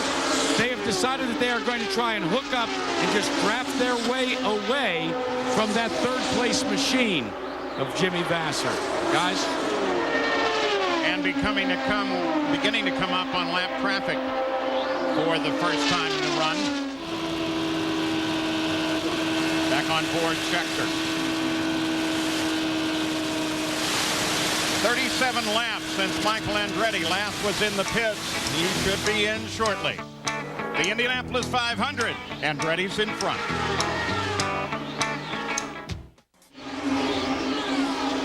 A look down that long straightaway at Indianapolis, 5/8 of a mile long, only 50 feet wide. Michael Andretti, the leader of the race. And shortly he is expected into the pit. His teammate, Tony Kanaan, 2nd place, should be in as well. Jimmy Vasser is 3rd.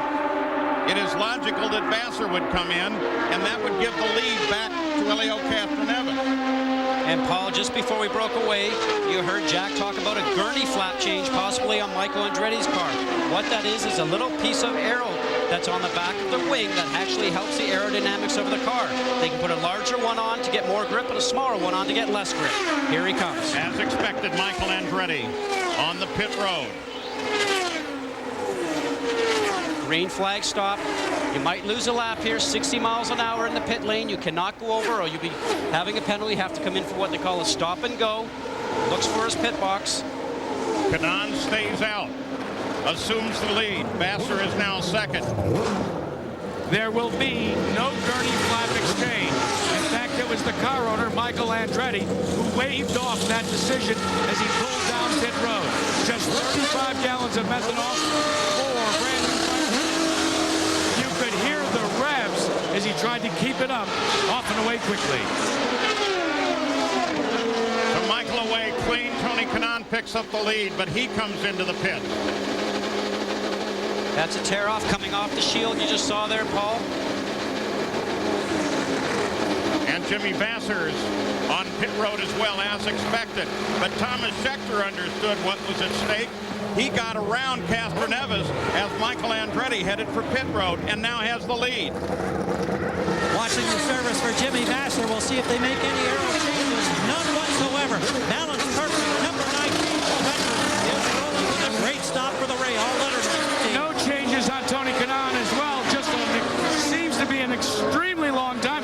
Problems getting all the tank filled with fuel. That was a very long stop for Tony Kanaan. Vasser, Kanaan stops. Also Richie Hearn's 99 car in the pits.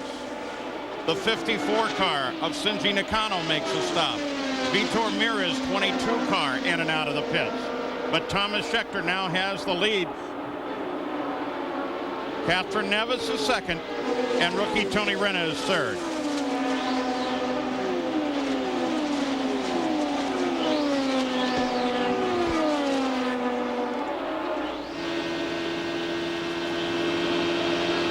And the yellow comes out.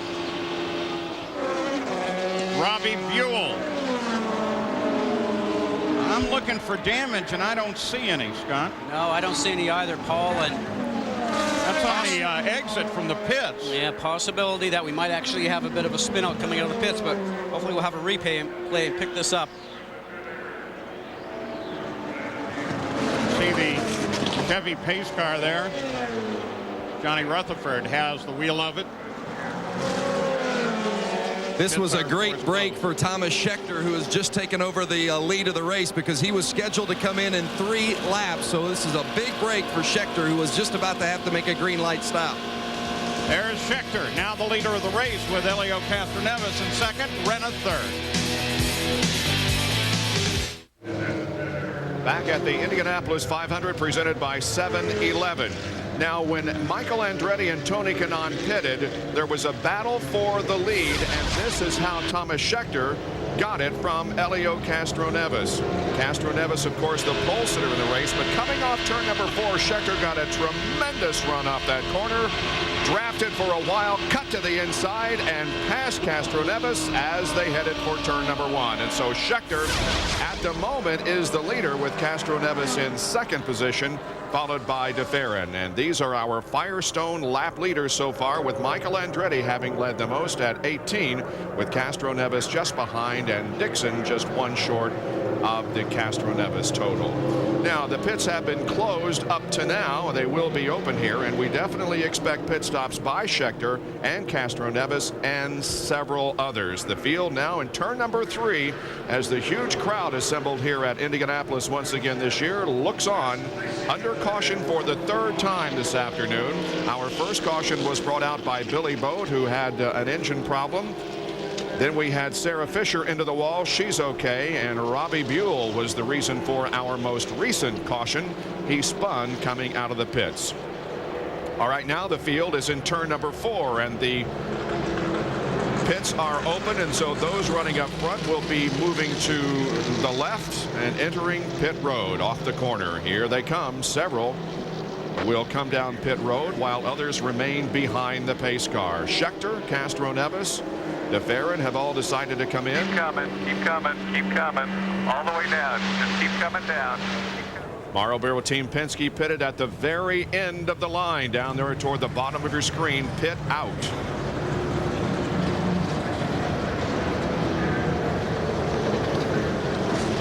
Thomas Scheckter was leading this race last year when he crashed, and the car is good again. No changes, just 4 Firestones and fuel. No changes for Gilles DeFerrin either, and at the top of your screen, ditto for his teammate Helio Castroneves. Thomas Scheckter gets away, and he splits the Marlboro Team Penske cars. So Castroneves gets out first, with Scheckter between him and his teammate Gilles DeFerrin. There's Scheckter, there's DeFerrin, and it looks like that Kenny Breck has a problem on pit road. The crew has come to his assistance as they push the car back. Kenny Breck has had all kinds of problems since the drop of the green flag. Breck started way up on the outside of row number 2 in 6th position. Let's put into second. We're going to go. Push him back. Team owner Bobby Rahal looks on, trying to restart the car, and they get it refired, and Breck will go back out into the race. Down to Jerry. Well, aside from a bruise in the left foot, physically Sarah Fisher is okay, but emotionally, Sarah, there were very high expectations today. What happened? Well, it's pretty simple. I mean, when you're turning into a corner and the motor just lets go, you know, there's not much you can do. You can clutch it, whatever, but it's really not going to help you. I mean, Chevy's been doing a great job for us, and they're trying hard. They got some good things coming, so we're going to believe in them and stick with it. Another tough day here for the 2-time most popular driver. Bob? The 87th running of the Indy 500 presented by 7-Eleven will return after this message and a word from our ABC stations. You're watching ABC Sports Championship Television. 500 presented by 7-Eleven on ABC Sports.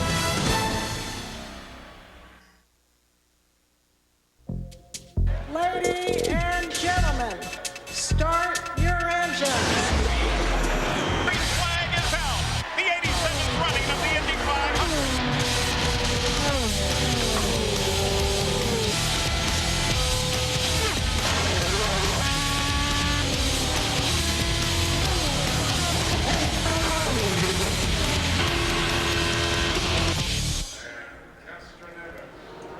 .60 laps about to be completed here at the Indianapolis 500 presented by 7-Eleven. Now Michael Andretti, who is off pit sequence, is now the leader of the race. Helio Castroneves second, followed by Scheckter, DeFerrin, and Tora Takagi running in 5th position.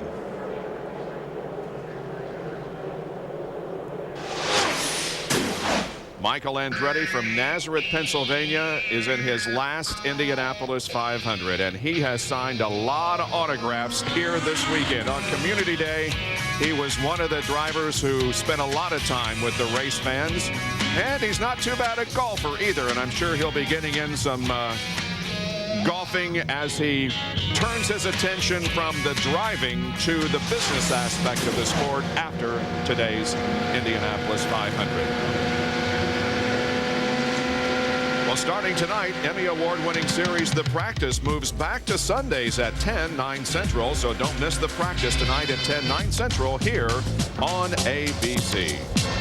All right, we are about to go back to green flag racing and ready at the front of the field, Paul. With 60 laps complete, there's your restart order. Shinji Nakano's actually sitting between first and second place. Well, Michael Andretti has to go into fuel conservation. They've had the discussion. They've told him, Michael, find a couple of cars to get behind and try and save fuel. Pace picks up. Michael Andretti leads the field. By the way, Robbie Buell did get restarted and is racing again. Castro Neves is the second place car, but DeFerrin goes side by side trying to get Schechter. Great time to pass, Paul. This is when everybody's bunched up together. All the drivers love the restarts. If the car's working, it's a great opportunity to get past a couple of guys that might be in front of you.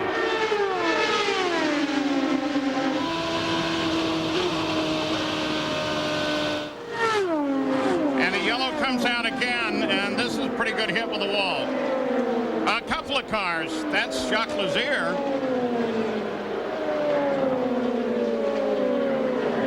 And the report is that that's Hearn. Very difficult to tell from behind. Yeah. Richie, boy, he struggled just trying to get a ride here.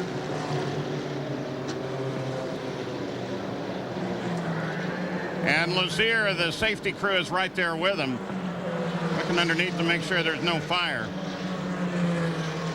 So two cars getting into the wall off of turn 2.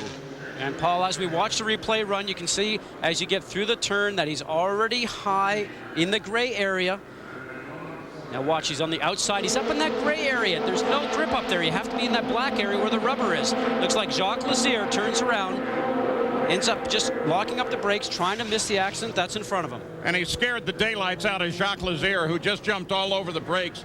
And as a result, he spun. Let's go down. Jerry Punch is now with Shigeaki Hattori. And Paul, the third driver to come back here in the garage area. Shiggy, what puts you out? Well, beginning of 5 laps, car was good. Then I don't know why after 10 laps and like I feel same as out of gas, and we changed filter and everything, but we couldn't fix. Could be we had fuel pump problem. Fuel pressure, can you get back out? Can they fix it? No, you know, still fuel pressure went down, so we couldn't do nothing. Okay, Shiggy's out of it here. Bob Jenkins, and the good news out on the track, we're told, is both drivers are out of those cars. Indeed, Richie Hearn and Jacques Lazier have both exited their cars. 24 cars are on the lead lap. 62 completed at the Indy 500 presented by 7-Eleven.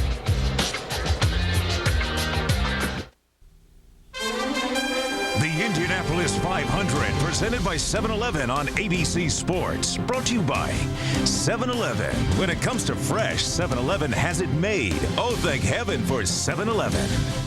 Delphi, driving tomorrow's technology.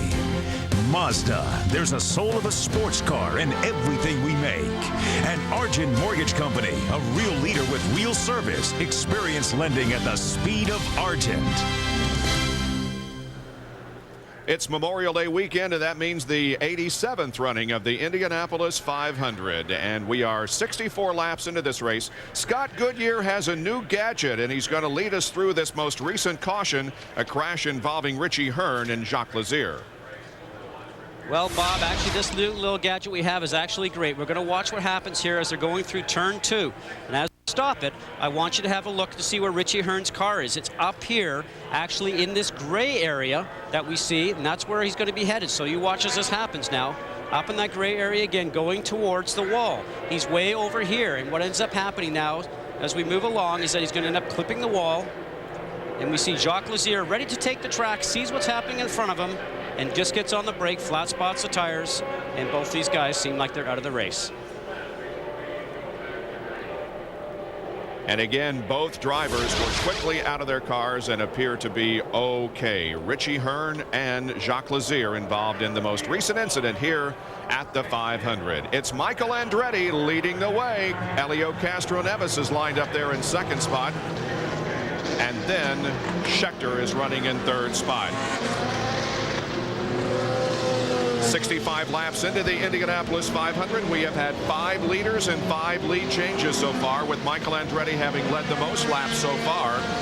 We have had 4 caution flags during this period, reducing the average speed to 139.361 miles an hour.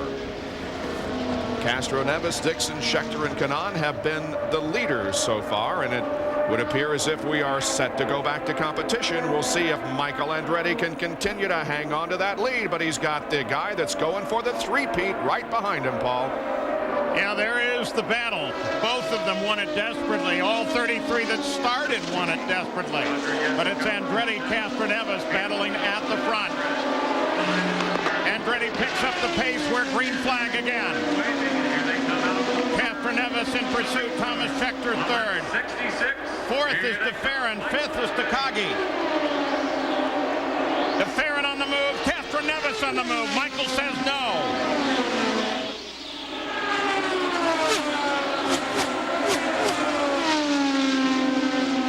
Now watch what's going to happen right now. Castroneves got slowed up in turn 1 when he's trying to make the move. Thomas Schecter's going to get the draft, and a good draft, and he's going to go and just challenge Castroneves going into 3. Scheckter going to run Castroneves down to the inside at 3. He takes over second. DeFerrin closes now at the back end of Castroneves. Takagi is right behind DeFerrin. That group pulls away for the remainder of the field.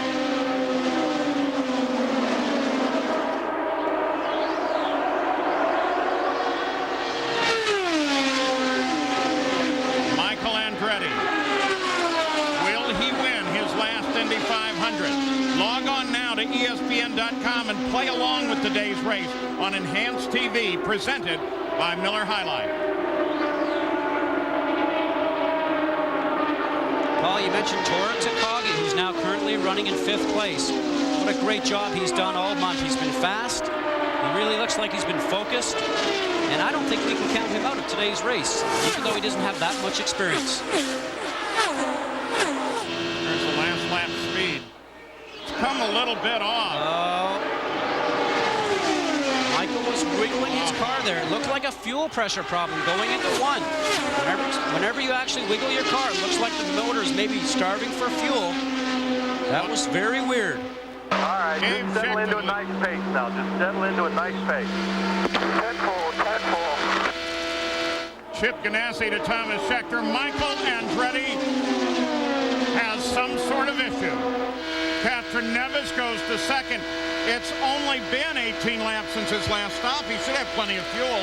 And Paul, remember, this is by design. They're trying to extend their fuel window. They discussed this during the caution and said that what they wanted to do is Michael find a comfortable place, let somebody else lead for a while, and try and save valuable methanol. That is absolutely amazing. It's one thing to slow down a little, but not like that. Well, Paul, maybe that's the owner of the team actually doing some thinking inside the helmet instead of the driver. Because I can tell you from past experiences as a driver, it's very hard to take your foot off the gas, especially at the Indianapolis 500, and let somebody get into the lead. Well, and then there is that wiggle. You got to wonder what was going on there. Well, that was very evident. So maybe he was just trying to put a little message to everybody else behind him. Or we'll have to wait to see what's going on. He's a master of disguise sometimes, Michael is. Conversation going out to Scott Sharp, currently 7th. You were on board with him a moment ago. Toyota's run first and second. Honda is third. Sam Hornish has the highest place. Chevrolet back at 14th right now. As these guys are settled into a pace, what they're going to be looking for is some cues on the other guy's car. Where's his strong point? Where's his weak point? They're going to put that in the back of their mind, so when they get closer to the end of the race, maybe they can go back and recall maybe turn 3 is a weak spot for Castroneves, for instance. You have to put all that in the back of your mind to get ready for that last 10-lap shootout. DeFerrin now working Andretti. The fight is for third. That's Sharp at the end of that group, currently 7th. Tor Takagi sits 5th. Jack Arute, you've been watching him. And Paul, we asked Tor Takagi if this was the biggest race that he has run in his short Indy racing career. He said no. The most pressure he felt, the biggest race, not the Indianapolis 500, the recently completed race in Motegi, Japan, in front of all of his faithful. Oh, yeah, he's immensely popular. But Jack Arute, what about when he walked out for the photograph? Well, he walked out to see the photograph of how they start this race, 3 abreast in 11 rows. And he said to his interpreter, "You mean it's 3 and not 2 side by side?" Yep, only race in the season that they start 3 wide.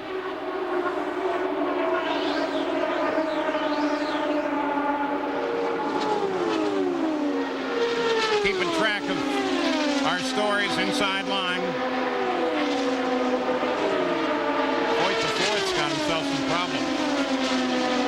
Not very much experience here.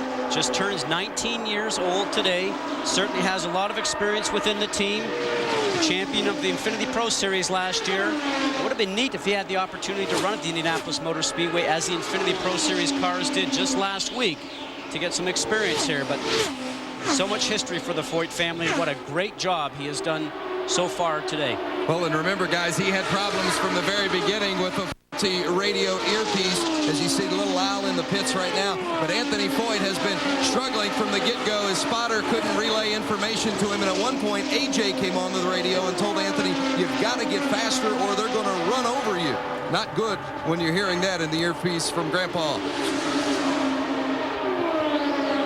Remember Richie Hearn involved in that incident. Jerry Punch, how is he? Well, Paul, he's okay physically. Richie, we saw your car move up across the racetrack. Did something break on the car? No, I think Dari just kind of dove down on me at the last minute going into 2, and I just basically got up in the gray, and I couldn't recover from it. I just kind of slid up the wall, and that was it. Paul, it had been a dream month for Richie Hearn, getting a car leased from the legendary Roger Penske. Yeah, that's pretty cool. It was neat watching that car roll back and forth across Gasoline Alley. Richie Hearn's garage was right across from the Penske garage. And of course, the Penske guys were doing a lot of work on it. In fact, they were the team that actually helped qualify the car, but then they had to go back to Penske service, and Richie had to come up with his own guys to service the car during the race. And Paul, remember when Roger Penske loaned them that car, it was a payback for an accident involving Richie Hearn when he broke his foot in a crash with Gilles DeFerrin last year. Somebody from Richie's crew went and put a bucket of broken parts at the motor coach of Roger Penske.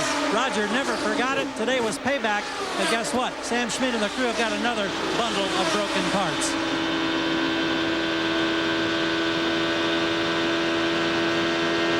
As we ride along here, we're looking at the engine cowling right now. It seems like this engine cowling that we have right there might be just sitting there hovering, Paul. It looks like it could be loose. It looks like it's actually up a little higher than it needs to be. Yeah, it looks higher on the left side.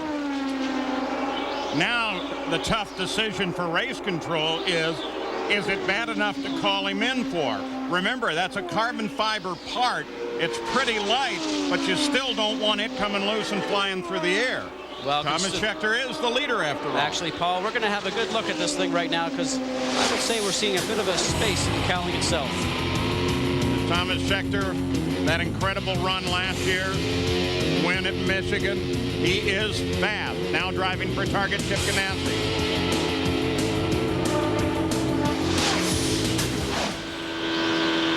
What do you think, Scott? Well, we're looking on top right now, but I thought I saw possibly from a side profile on the inside over in this area here that we might be seeing a bit of a space. And exactly, it's actually looking like it's lifting up just behind the driver's head. There's a bit of a dark spot right there. Yeah, oh yeah, yeah, right absolutely. beside the driver's head. So I want you just to watch as we go along right here. I'm going to give you a circle right through that area there. And you can actually see a black shadow, and that's probably just where the cowling's lifting up itself. Now, those are held in by what they call Zeus fasteners, small little screws. They're actually of aircraft quality, and usually tape goes over those so they don't come unfastened. But that's a price you pay, because if the tape is on there, it takes longer to get those things undone if you do indeed have a problem. Your race control, you're going to leave it alone? Well, right now, one side is fixed. The other side is getting a gap on it. You know, right now, they're going to be watching exactly what we're seeing right now. Two things are going to happen. If he loses that cowling, the aerodynamics will be disturbed going to the back of the wing, possibly putting him in jeopardy. And if something happens and he ends up getting it on the racetrack in front of somebody else, it could be just a huge problem for the guys behind him.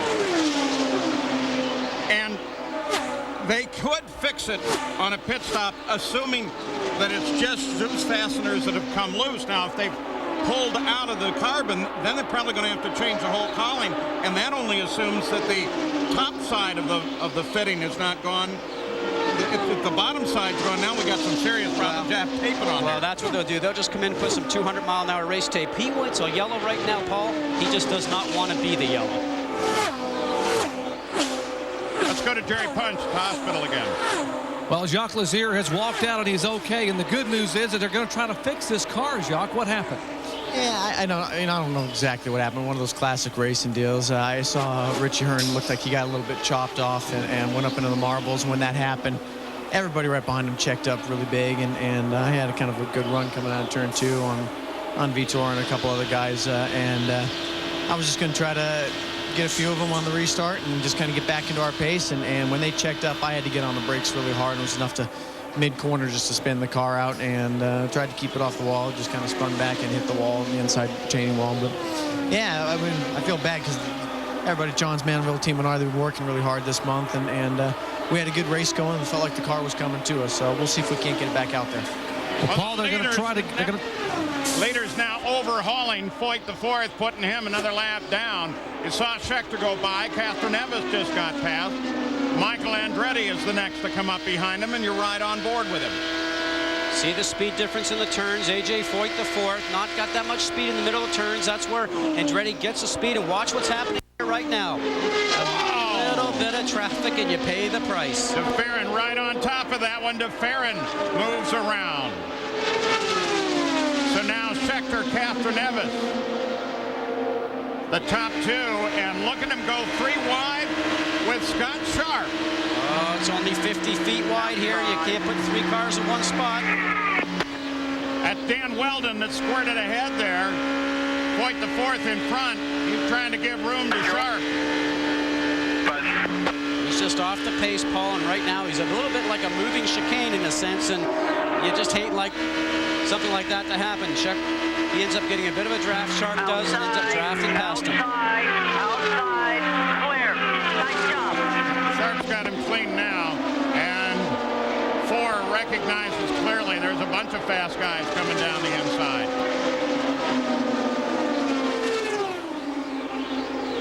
Back at the front, Thomas Schechter is the leader. Castroneves now second. You saw DeFerrin move to third, and that's how they're separated on the 2.5 miles of Indy.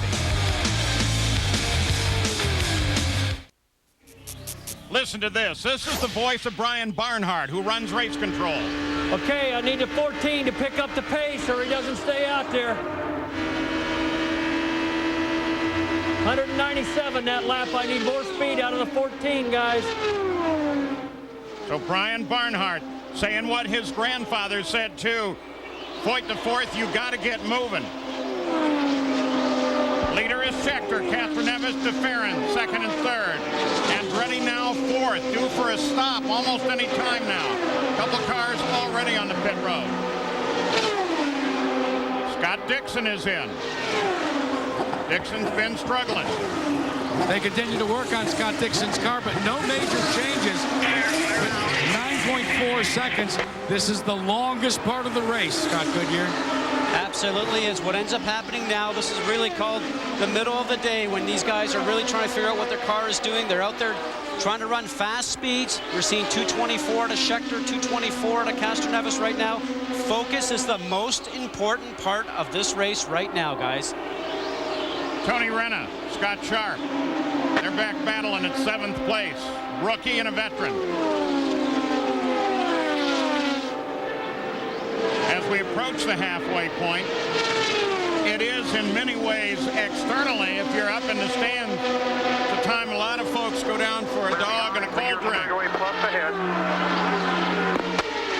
Because it is in fact subtle, but so much goes on that sets the tone for the final laps of the race. Today's driver radio transmission are brought to you by 1010-987. Love to listen to those guys. You heard him upshift there. You can hear the engine tone change. Goes from 5th up to 6th gear, down the straightaways, maybe downshifting for the turns. These engines run at 10,300 RPM. Downshifting off the throttle, back onto the gas. Michael Andretti on the pit road, rolling toward Jack Arute. Well, they continue to discuss the need to conserve fuel. Why? Because you want to be in the right scenario if this thing goes to green at about lap 170 to the end. Michael Andretti has practiced during this entire segment on how best to conserve fuel. Now we're checking to see if they're getting the full load of fuel. They've got it connected very well. But boy, yet again, taking a long time to get it in. And you can hear in 12.6 seconds, you could hear the impatience from Michael as he continued to rev that engine. Taking no chances, though. Going to get every drop in. And, Jack, we need to check with those guys because it looked like they did a rear wing adjustment during that pit stop. It looked like they took out one of those rear gurney flaps, so maybe he's trying to change the balance and the handling on his car. You know, I got to tell you, because I'm going to have to face Bobby Unser for this. You're calling it a gurney flap. Jack has, as you ride with Scheckter, the leader. Bobby Unser won't call it that. He calls it a wicker bill and claims that he invented it. You want to know more about it? It's got a new book, Winners Are Driven. I think Dan Gurney might be the one that invented it. I'll call it a gurney flap. Okay. Well, oh, what's this? Slow down out of the line for Robbie McGee. He's going real slow. Looks like he may be not on power. We're going to see a yellow come out here very shortly unless he can get right to pit lane. Scheckter just puts a lap on Buddy Rice. We really hope for more out of that machine, Rice's machine, Chevrolet powered. Jack Arute? Well, Scott, I can answer your question. They did make a gurney flap change on the back of the rear wing. They're just, if you want to know what they look like, go to your local hardware store and get some of the angle molding that you would put in the corners of your house, except this isn't made out of wood, it's made out of carbon fiber. Nice little piece, probably that little piece itself, probably worth about $300 or $400. So those guys will just put it on the shelf. If he needs it later to the next pit stop, that's when they'll put it back in. Michael Andretti moving way over on the front stretch. Boy, I don't know. What's going on there? He lost a lap on the stop, dropped to 20th. And now the report from spotters around the course is the engine sounding sour. Oh, man, look at this. See, he's moving his hand, looking at the dash right there that he has. All the information for his engine is right there on his steering wheel. And as he's going along the straightaway, he can see all the information. That right there that he's turning, right as you saw that knob, he's actually turning the fuel trim. He's searching right now. He's trying to cure the problem. And they have called for Michael Andretti to pit on this lap. But Thomas Scheckter is pulled onto pit road. Thomas Scheckter into the pit. Now, they're trying to effect a change. They put some 200-mile-an-hour tape on that rear cowling. That's been the fuel man's job. It's only one, maybe 8-inch piece. I don't know, Paul. We'll have to watch. So they got the repair done on Scheckter. Michael Andretti and Tony Kanaan both come in. Andretti expected, Kanaan surprised.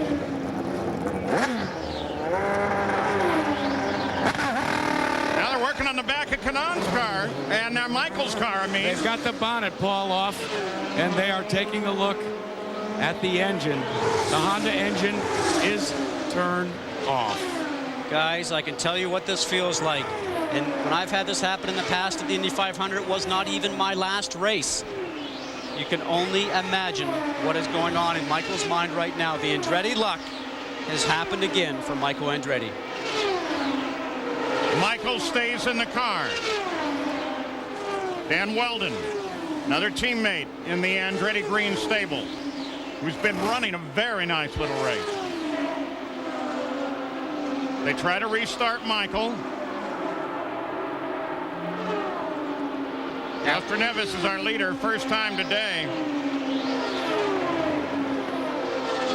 Mario, the 69 winner, who's had so much bad luck that Michael seems to have inherited. And Paul, they just radioed with Michael Andretti. The worst words that you want to hear on your retirement day. That's it. He's getting out of the car for the last time. Michael Andretti will end his career winless at the Indianapolis 500. At least in his last race, he led for 28 laps. And it's the 6th DNF for Andretti in 14 Indy 500s.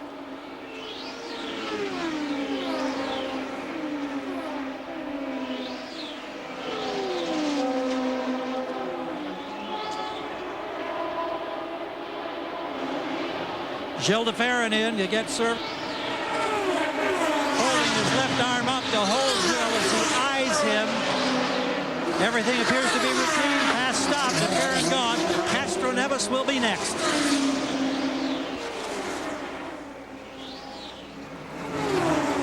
Helio Castroneves on the pit road from the lead.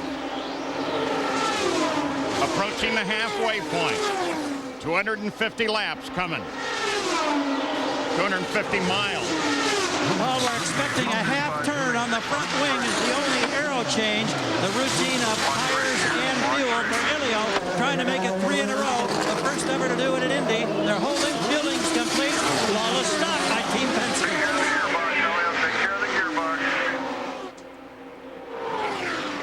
Alex Barron comes into the pits. Well, inherited second for a moment.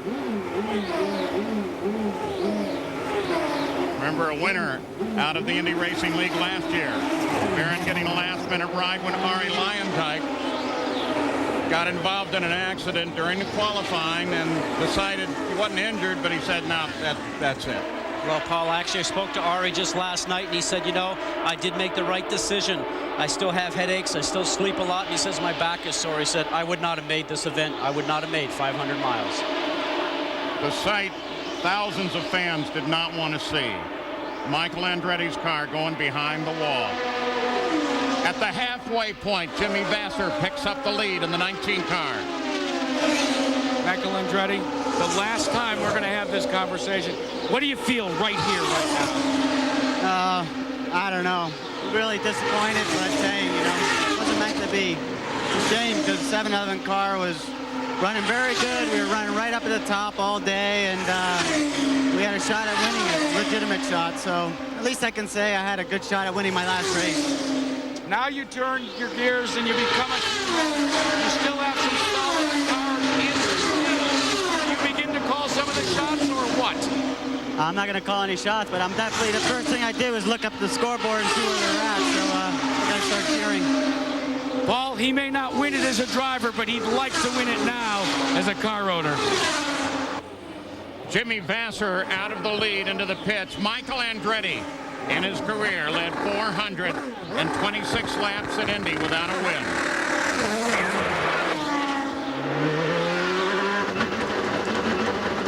You think of all the pressure on Michael this month as a team owner with all his sponsors, as a driver, sitting inside the cockpit, having to do all the jobs that he's done this month. The speed, the focus has been amazing. Scheckter picks up the lead. And we now have 102 laps in the record book. It is an official race, regardless of anything that would happen like rain, and that's not at all expected. So Thomas Scheckter back in front. And Paul, we know that they repaired the back bonnet, as we call it, the engine cover with some 200-mile-an-hour race tape. Problem is he's doing about 224 miles an hour, and I can actually see some tape starting to flap right up in the top by the airbox. So what's happening right now is that he's going to have to be very cautious that that does not come apart on him. Well, Scott, part of the problem was the fact that they didn't affect the change the way they wanted. They had several pieces of tape pulled off about 8 inches in length. Yellow. They were only able to get one on. Yellow is out. This we very possibly help Scheckter. They may be able to get that repaired. They should run the tape right down the entire separation there.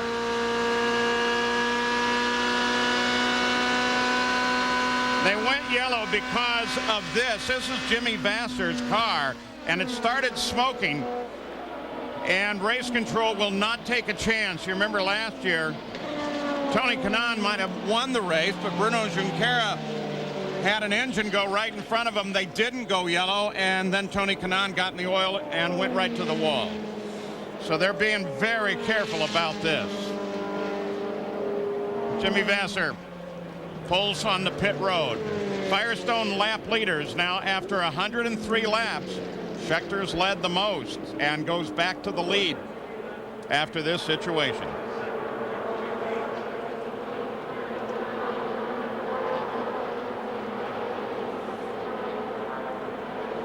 So the yellow is on again, 5th time of the day. Again, because of Jimmy Vasser, this guy, the 10 Target Chip Ganassi car of Thomas Schechter, is the leader of the race, but Castroneves is right behind him. Castroneves' teammate, Jill DeFerrin, sits in 3rd. Takagi is 4th. Tonight at 10:30 Eastern, get a recap of all of the day's auto racing news and headlines from the Indianapolis Motor Speedway on RPM tonight. For more information, log on to ESPN.com.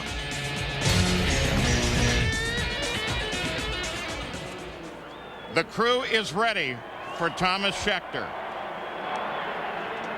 He should be in the pits just as soon as they're ready to go. Dave Higuera, the crew chief. They're set, they're drilled. They have 3 races under their belt with Thomas already this year. He makes the switch over to Target Chip Ganassi.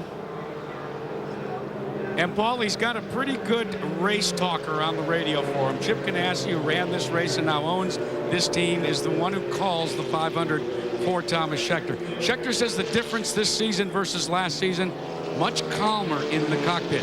And we've noticed it in the radio transmissions as well. Now, I'm not sure if it's because of this man, Chip Ganassi, or maybe just a little bit of 500 maturity.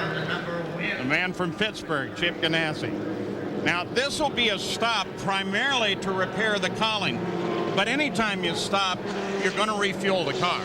Absolutely. Now, he takes the advantage, if he does come in the pits, to actually take the time underneath yellow, because there's not the fast pace that's happening on the racetrack. But he didn't come to in. repair that problem. Now, what we're looking at right here, as we drive along, you can see that split going right down between the car and the engine cowling, a little bit of tape flopping off of there, and that's what they're trying to repair. Obviously, those connectors have actually not been able to do the job.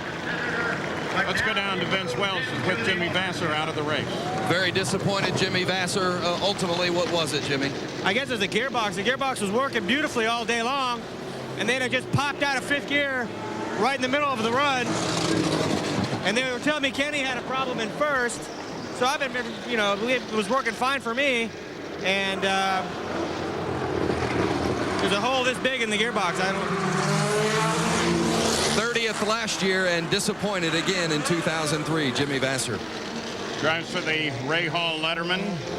Dave Letterman from Indianapolis. Just wanted to do anything he could to get involved with racing. Loves racing. Paul, you're going to love this. Classic Chip Ganassi. I'm he had ready. the pits all laid out. He even went on the radio and in code called in Thomas Schechter. But on another channel, he let Thomas know that he was just throwing a dummy to the field. When we come back, I want to tell you a little bit about some of the radio networks here. The 87th running of the Indy 500 presented by 7-Eleven will return after this message and a word from our ABC stations. You're watching ABC Sports Championship Television. The Indianapolis 500 presented by 7-Eleven continues on ABC Sports. Under yellow for the 5th time here at the Indianapolis 500, presented by 7-Eleven, because Jimmy Vasser's car lost a gearbox and there was a considerable amount of smoke from the car. Well, while we have the opportunity, put on your thinking caps and tell us in our in-phone trivia question, what is the fastest official lap ever turned here at the Indianapolis Motor Speedway? I'll give you a hint. It wasn't turned this year or last year or the year before that. We will give you the answer in a few moments. Meanwhile, the cars are still under yellow here. Pace car is leading them down the backstretch. Thomas Schechter is the leader of the race, followed by the 2 Marlboro Team Penske drivers. Elio Castroneves and DeFerrin. We understand that a car spun. Breck spun, and we'll take a look at it. This is turn 4 as, yeah, Kenny just looked like lost control momentarily, spun, but did not hit anything, and so he lines up for the restart. Sunday this fall, the rookies about to meet the man who will make him a cop. Danny Nucci and Ernie Hudson. 10-8, a new series coming Sunday this fall to ABC.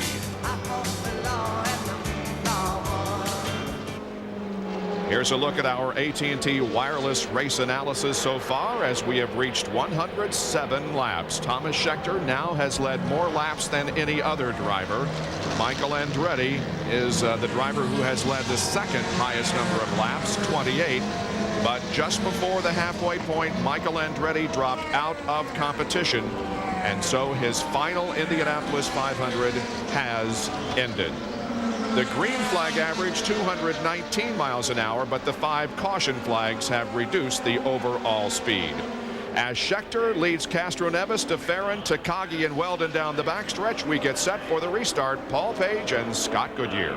Yeah, and thinking about the problem that Kenny Breck had, Scott, remember he's missing at least the first, maybe first and second. Did he try to get too much power down? Well, he could have. The back end certainly went around him in turn 4, and we don't know if there's something going on with the gearbox. Maybe tried to select a gear and couldn't get a gear, or something got jammed, but had that problem before, Paul, and it just makes for a long day, especially at this racetrack. On the restart order, you saw that Roger Yasukawa separates the 2 Penske cars. He's a lap down. It's Scheckter, Castroneves, DeFerrin, top 3 in the race.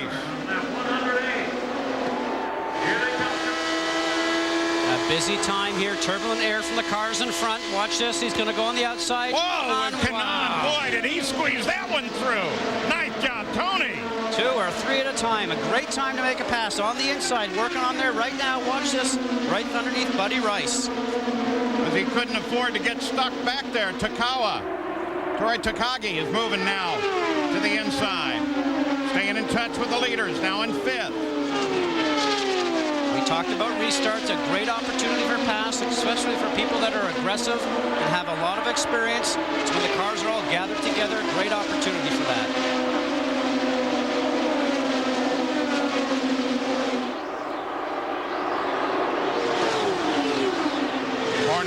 Starts out, trying to make a move. There's Robbie Buell back in the run. Remember, he had that spin on the pit exit. Didn't touch anything. Got it back in the race on board with Scott Sharp. Speeds are incredible. 227 miles an hour. Schecter's fastest lap. 2 car leagues behind, buddy. 3 wide. 3 wide. Works all the time. Barron to the inside. Sharp's got himself stuck in some traffic right now. That's a football field, 100 yards, and at 200 plus miles an hour, it only takes a second to travel that distance. Look at that. Probably those laps at 227, Paul, those guys are probably doing the length of a football field in about 7/10 of a second. It's amazing. Doesn't give you much room for when things go wrong in front of you. Check the route, that's fast. Scott, I had an opportunity to talk to Tony Dungy of the Indianapolis Colts, who visited here on 2 occasions during the month of May to watch Scott Sharp dispatch with the 52 car. And he was amazed at the similarities between the game of football and the game, as he calls it, IndyCar racing. He said, I have become a huge fan, and I am never going to miss another Indy 500. He said, I'm just blown away by the teamwork, and also, he says, the driver's the QB, but boy, they've got some linemen here in racing. Poor Buddy Rice, you've seen him now overhauled twice. Chevrolet Power running 18th. Very likable young guy. We really hope for more. He'd hope for more. Getting passed again.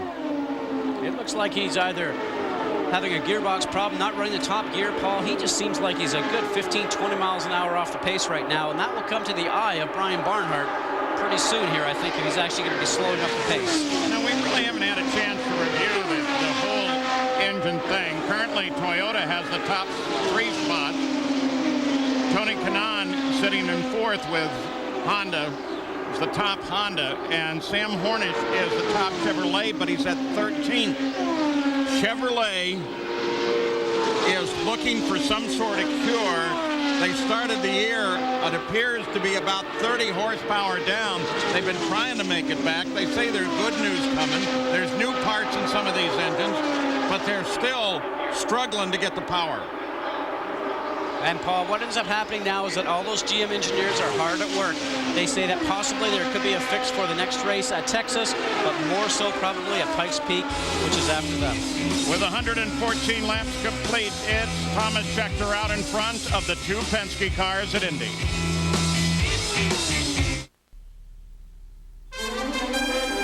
The Indianapolis 500, presented by 7-Eleven on ABC Sports. Brought to you by Toyota. Get the feeling. Firestone, America's tire since 1900. And Infone, how can we help you?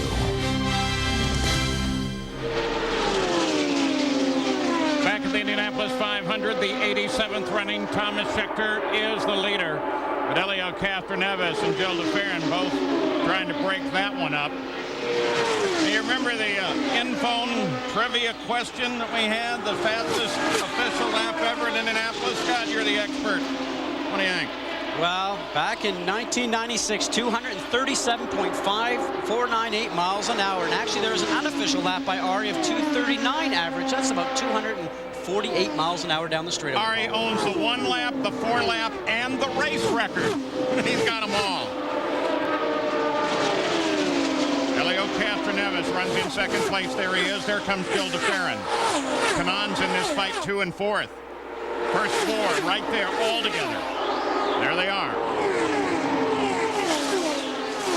Paul, Tim Cindric says we are right on target. They love the way the car has been balanced. They made a half turn on the wing on the last pit stop. It's come right to them. And right now, Cindric is telling Helio, pass in anytime you feel comfortable. But the key, he told Helio, don't lose momentum. Meanwhile, Joe LaFerrin stalks his teammate, Roger Penske, telling him he's done a great job on fuel conservation. They're very happy at this stage of the race. And Gary, Chip Ganassi just told Thomas Scheckter he has 80 laps to go. Now, before the last pit stop, the car was a bit unstable, had a little bit of vibration when Thomas found himself out in clear air. They've made some changes, and all of a sudden, Thomas radioed in when queried that the car feels very stable out there. So he's going to stay on the point, Scott, at least for as long as he can. Vince? Tora Takagi is currently running in 6th position, but his crew is asking for the Indy Racing League IndyCar officials to help him out with some of the slower traffic in front of him, because Takagi is fast and so is his teammate who's running in 7th, Alex Barron, but traffic in front of them not moving out of the way to the liking of the Mo Nunn team. Now 15 cars, though, are running on the lead lap. And all the officials can generally do is give you the blue flag with the yellow diagonal, which just says the car is following you. It doesn't tell you to move over. Talking about the rookies, Dan Weldon, top of that group right now. Takagi's looking strong. He's right behind Weldon. Guys are putting on a pretty good show for rookies. Oh, a great show. Tora Takagi might be the first Japanese driver to actually lead the Indianapolis 500, Paul, because no Japanese driver has ever done that so far. What's going on behind the leader, Bob Jenkins? Well, we've been watching in the last few minutes Greg Ray, who was a pole sitter here at the Indianapolis 500 in the year 2000. He started this race from 14th position, was running 11th until just a few moments ago when he was passed by Dixon, or I should say Sharp. But Greg Ray is just outside of the top 10 in 12th position. Now, his car is carrying the number 13. You don't see that very much in IndyCar racing. However, Greg Ray has done a great job here today in keeping that car up near the top 10. Well, you haven't seen 13 on a car at Indianapolis since 1914.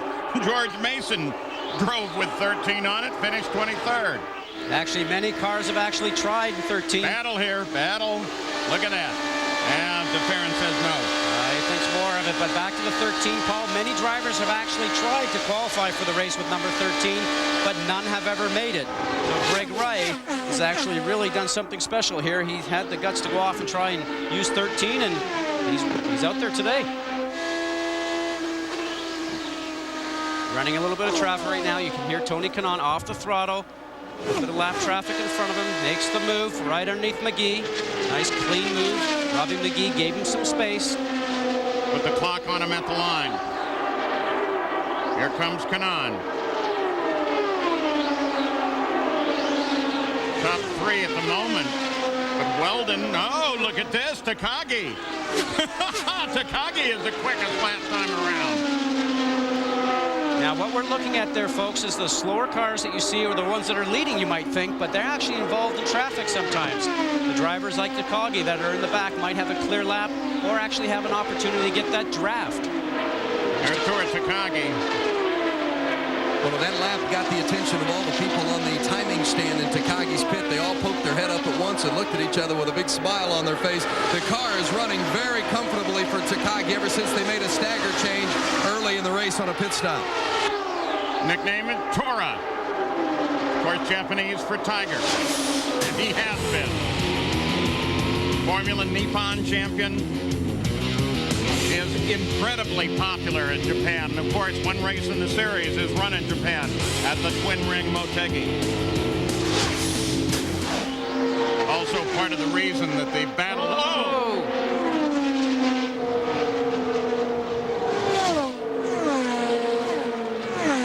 Sixth yellow of the day. Ayrton Dare. He's okay. You see the steering wheel first get moved off and lays it on top, and then the cowling comes off that goes around his head. You saw him take that and just throw it against the wall. Takes away all the 6 straps that are holding onto him. Undoes his helmet, and he'll pop out of the car. Actually entering the turn, Paul, he is way high. It looked like something might have went wrong with the car because it didn't seem like there was any turning effort there whatsoever. Turn 2 again. Fans are there getting quite an expensive show. You know, he's up in that gray. You can see all the marbles right there on the track. And the marbles we talk about are pieces of rubber that come off from the tires. As the race progresses, the track gets a little bit more slick up there in the gray area. You definitely want to make sure that you actually stay right touch with the black section of the racetrack. That's where all the rubber is. And as he turned around and drove himself into that safer barrier. Special barrier design here at Indianapolis that is a pretty remarkable achievement. Some of the teams call it the soft wall. Everybody's laid out for stops under this yellow, and it's going to come perfectly for Thomas Scheckter. There's that safer barrier. Well, actually, that barrier, Paul, is actually rectangular structural steel tubes that are stacked up vertically. Now, here you go. Now, see all the rubber that's all the way down there. And here we see the safer barrier as we were talking about, Paul, those rectangular structure steel tubes that are stacked and welded together. And actually, they have some bundles of foam that we can see right there behind it that actually helps soften the blow when a car hits the wall. It's a proven concept. I think you're going to see it in use a lot. So now, most of the field should be heading for the pit road as the pits open up under this caution period. And be watching Castroneves, DeFerrin, and Scheckter on the split as they come in. There's where they're located in the pits. Penske no changes on Thomas Schecter's car. No changes on Thomas Schecter's car as Castroneves and DeFerrin go to their pits. There will be a half change of wing on DeFerrin. No changes for Castroneves. Helio has got number 1 pit. Will he be the first lap? There's a wing change in DeFerrin. Helio's gone. There goes Scheckter. There goes DeFerrin. So Scheckter drops to second. Penske performance pays off on the pit stop for Castroneves. Gives him what he couldn't get on the racetrack. It gives him the lead of the race.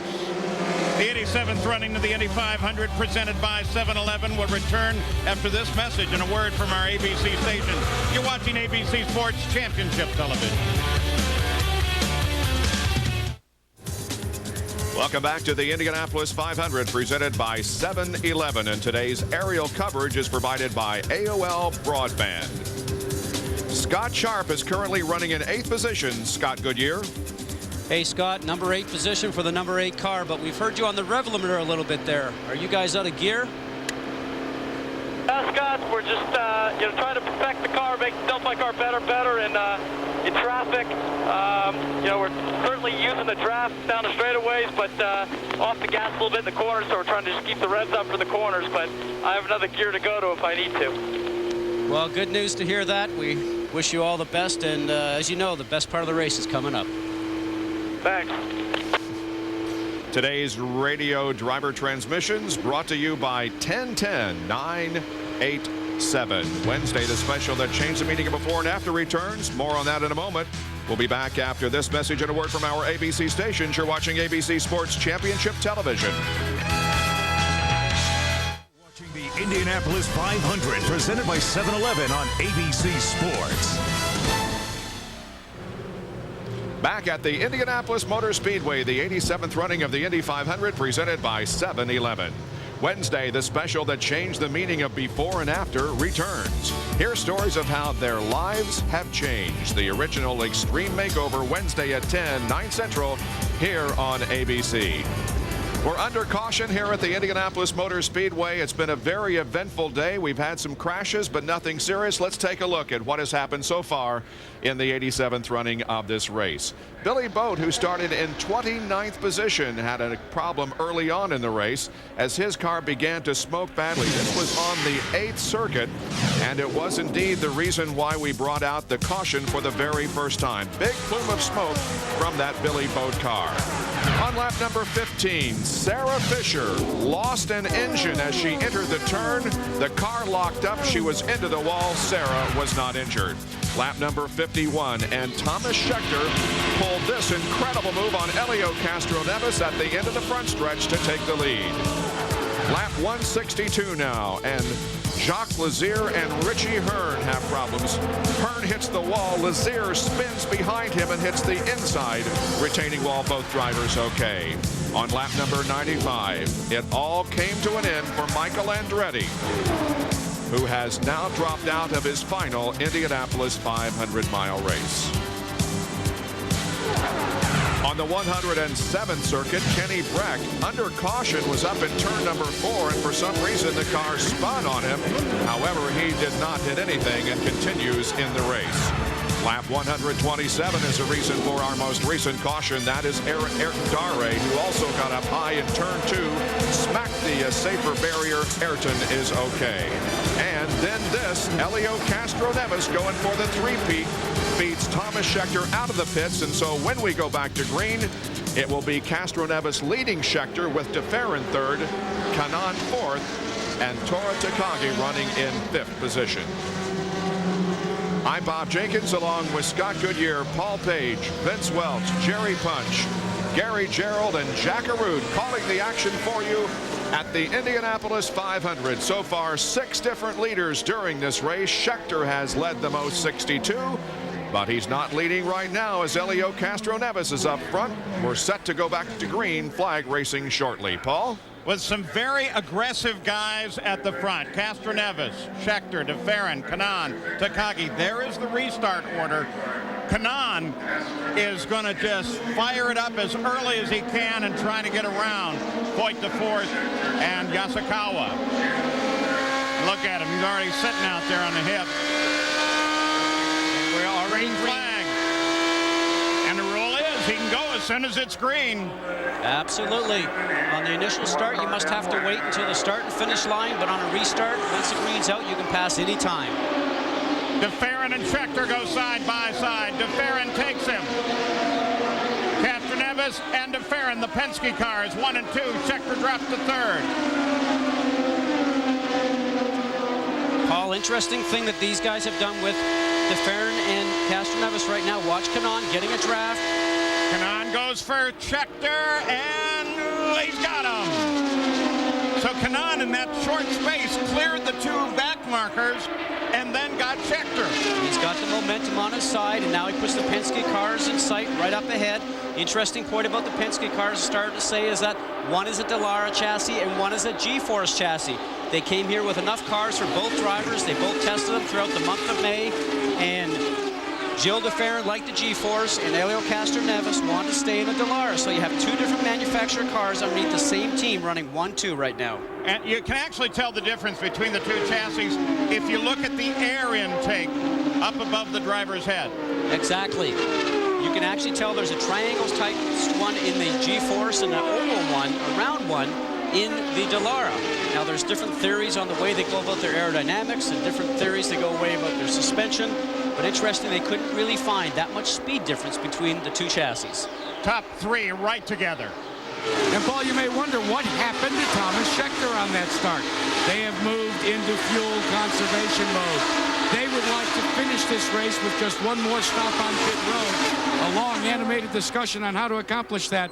Gary Gerald, what they decided is just back off the lead pace because Chip Ganassi said, we're not going to win this thing until after the next stop. And Jack, it's interesting for the Penske drivers, no fuel conservation mode. I talked about Tim Cindric and Roger Penske, who command the Castroneves and de Ferran machines from the pits. Both said, we are good if this race goes green the rest of the way with just one more stop. Vince? Tora Takagi and the Mo Nunn team continues to run in the top 5. This was the plan, just stay within reach of the leaders. Remember, the race is the last 50 laps, and Takagi is getting to the last 50. Then they'll turn him loose and hope that he can win the Indianapolis 500. You have to figure that Tora Takagi has the most powerful of the Chevrolets. He tends to be favored on drivers. You're on board Kanaan as he starts to hunt for the lead. But Schechter's right behind him. So's Takagi. You see them both there. Scott Dixon has made up considerable distance and is now running in 6th place. Now watch Takagi. He's sitting back there. Scheckter got a little bit of a problem with the traffic, and he makes a... Oh, no! That's maybe 1 year experience with Scheckter versus no experience for Takagi right now. But his crew is disappointed that he didn't close the door on that pass. Heck, they're disappointed. They like to beat Tora. He just didn't have the energy to move into the corner. I'm surprised. Well, sometimes it's a little bit of confidence. Remember, we're just on a restart now. Maybe he's not liking the way his car is handling, so you might go to some of those cockpit aids inside, the weight jacker and the roll bar adjustments to try and maybe make the car work just a little bit better for him. Let's go to Jerry Punch. Paul, 6 yellow today came up when Ayrton Dare hit the wall in turn 2. Ayrton, what happened up there? It seems like when we put the last set of tires, the car wasn't performing as good as it was before. We lost some grip. And I was just trying to get out of the way for the leaders, you know, and then suddenly I move up a little bit. One guy went by, and then a group of cars went by, and I didn't have no room to come back to my racing line, and I ended up on the marbles, and then just lost a lot of grip and just went straight to the wall. Frustrating day for the young Brazilian. Bob? Castroneves, de Ferran, Kanaan, Scheckter, Tora Takagi, Scott Dixon. Dixon is the leading rookie, but he's got Tony Renner right behind him, another rookie in the race. We were talking earlier about the radio communication. Jack showed you the pad communicator that Ganassi is using. And besides the one frequency that everybody's accustomed to between the pits and the car, and in fact everybody in the grandstand seems has a scanner and can listen to, now they're using multiple channels to the car. And moreover, there are other channels that the teams use, like among themselves, between the teams on different cars, back to the garage area in case they need parts. Little radio networks for everybody. And Paul, all those radio networks have left us out on pit road with numb fingers as we try to scan back and forth. But it's part of the game, the sight game, that takes place at every race. You try and work with some signals, some code words, because when you're dealing with just tenths of a second, if you can have somebody get thrown a dummy like we saw Chip Ganassi throw, hey, it's worth it. And sometimes they even favor that good old-fashioned pit board. They'll tell them one thing on the radio and give them a number on the pit board that tells them something entirely different. Since the restart after that 6th yellow of the race, guys on the move. Well, somebody lit a fire under Foyt the Fourth. He's moving. The Ferran and Kanaan, of course, you saw those moves.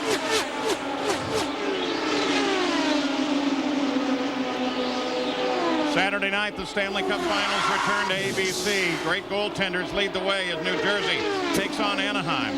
Devils, Mighty Ducks, Game 3 of the Stanley Cup Finals. presented by Nextel, is Saturday night, 8 Eastern, right here on ABC Championship Television.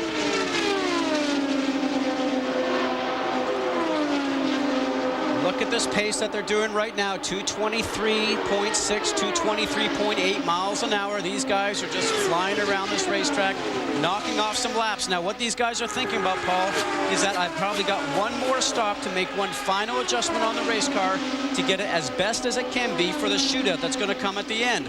Now, look how close all these guys are together. If we get a green stop, these guys will have a lot of pressure on them to get in and out of the pits as quickly as possible, have no mistake in their pit box, and get out and get back up to speed.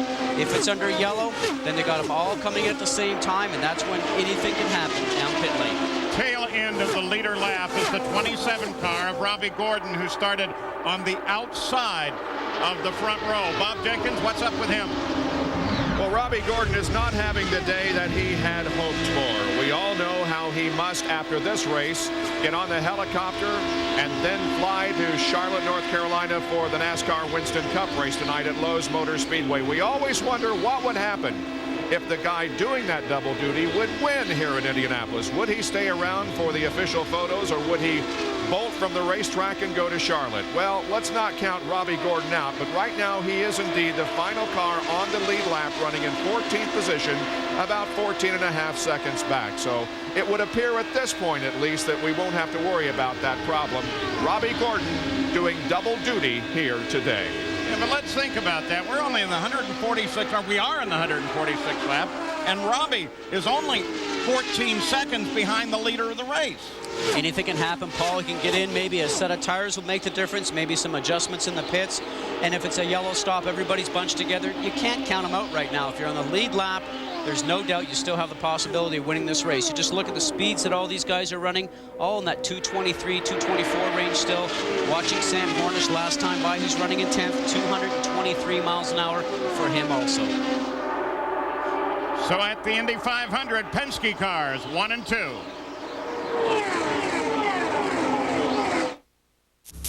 Team owner Tom Kelly is figuring strategy in Sharp's pit. It goes green to the end. It's going to be one more stop.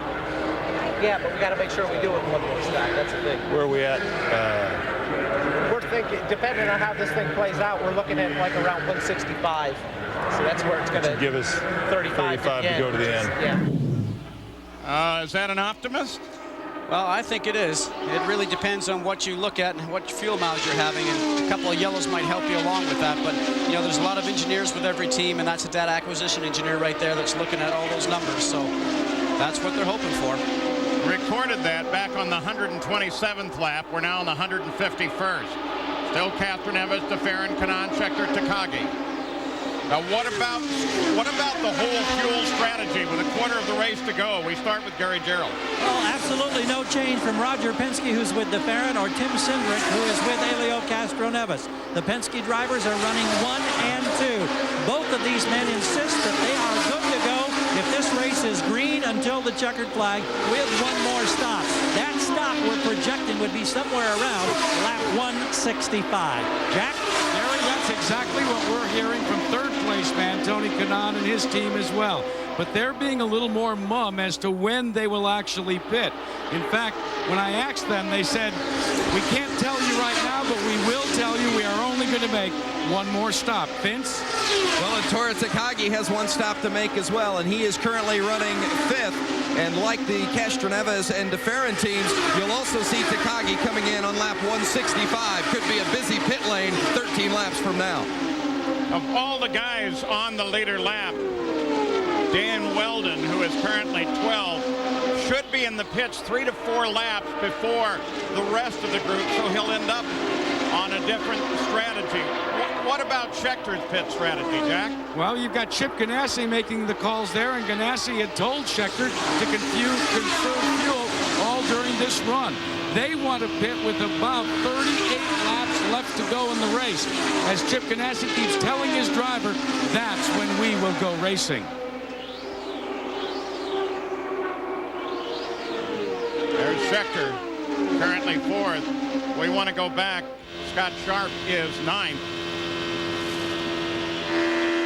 There he is. And there's the Firestone telemetry coming from Sharp's car. Well, you heard him lift off the throttle right there, going into the short chute. And again, right there, I would say that Scott Sharp's got a car that's not working the way he needs it to be. Got a little bit of understeer. That means when you turn the steering wheel, the front of the car does not react as quickly as it should do.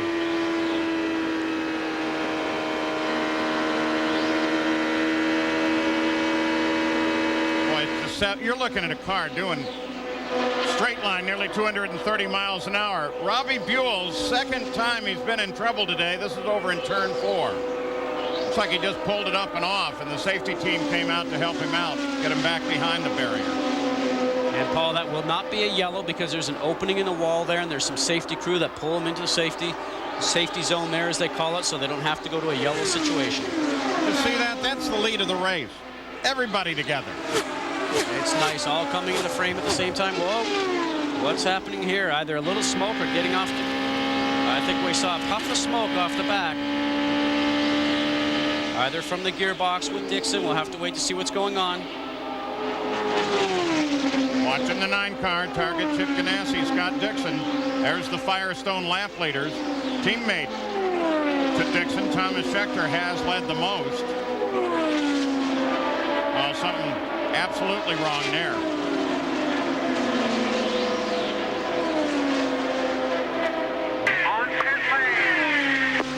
A little bit of wiggling going on with the car. Maybe they're searching for fuel, Paul. Down there, Scott. We want to make sure that we vent on this, so the guys are going to make sure you vent.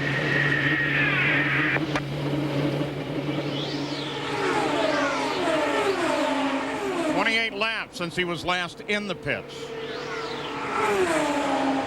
Should not be a fuel problem, but this is sort of uncharacteristic, so we'll see.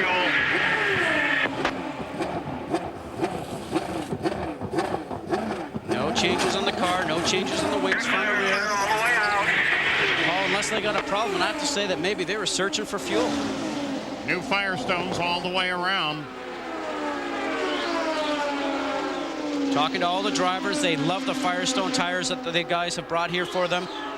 Working perfectly for them in practice and in qualifying in the race. Firestone has been shot on over 38,000 miles of testing right here at Indianapolis. There's the top 6.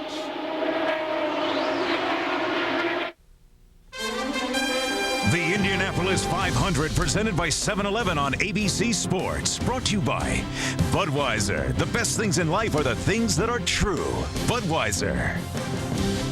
MCI, no commitment. It's 3 cents a minute and 39 cents to connect. 1010-987. And Chevy Trucks, the most dependable, longest lasting trucks on the road.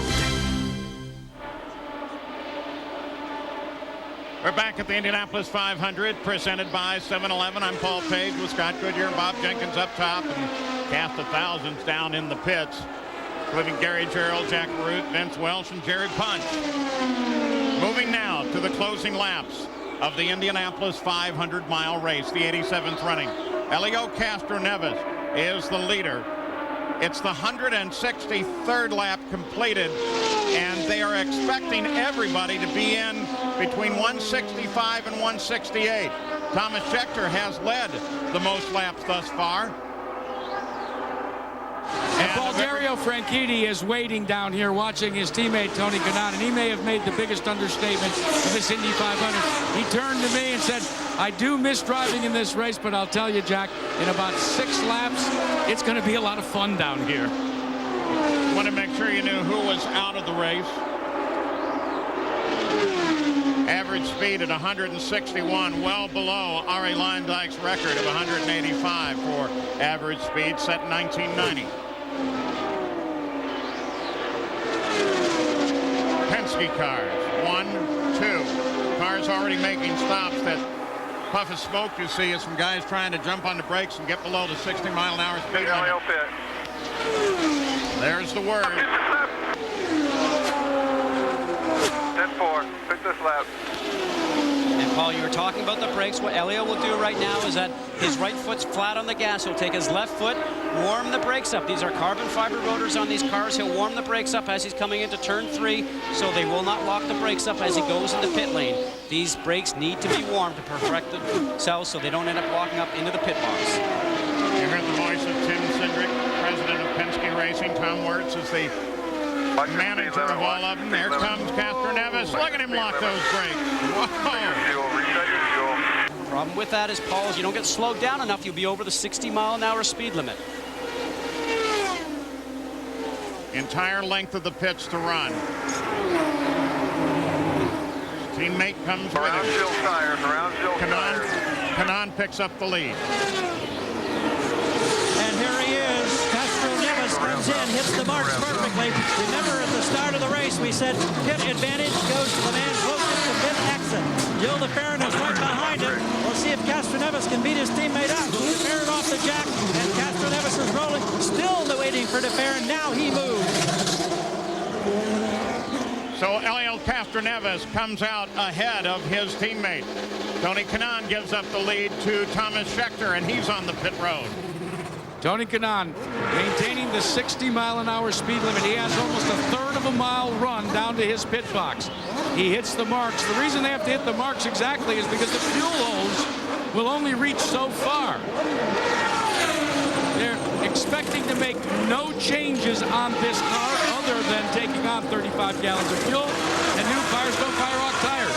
Why? Because they need to get out as quickly as they can. Oh, it takes and fuel to go in. 11.5 seconds. And so Thomas Scheckter picks up the lead of the race, and we got some history. Tora Takagi has just picked up the lead. Oh, well, that's the first Japanese driver to lead the Indianapolis 500. That's something he'll remember for the rest of his life. What a neat thing. Thomas Scheckter into the pit. And the Ganassi crew goes to work, fellas. The key is to fill it full of fuel at 4 gallons per minute. Watch David. Tim Keen completes his fuel job, and they're away. Go to fuel position 1. Go to fuel position 1. Here comes Castroneves right now. That's the leader. And here is Takagi for his stop. Fuel position refers to a selector on the dash that changes the engine mapping and therefore fuel economy. And they can have it set up either way. One could be actually let their engine run rich, or let the engine actually, an overshoot. You see those guys will have to move the car back. As Jack mentioned, if you don't stop on your marks, which is right here, you see this little orange right there? That's exactly where you're supposed to be putting the right front wheel. And here is where the left wheel is supposed to be. And you can actually see what's happening. They are really about 4 feet away. It really takes a long time to get the car fueled at that rate. Well, and Scott, that's a heartbreaker for this team because they have been picture perfect up until this point, and Takagi's car had been perfect as well. They made no changes on the race car, but Takagi, as you said, overshooting the pit gives you an extra second disadvantage on the track. Yeah, made it a 20-second stop. That's an 8-second overrun from a normal last race stop. Remember that 8-second interval at the end of the race. Here is DeFerrin as he makes a move on his very own teammate.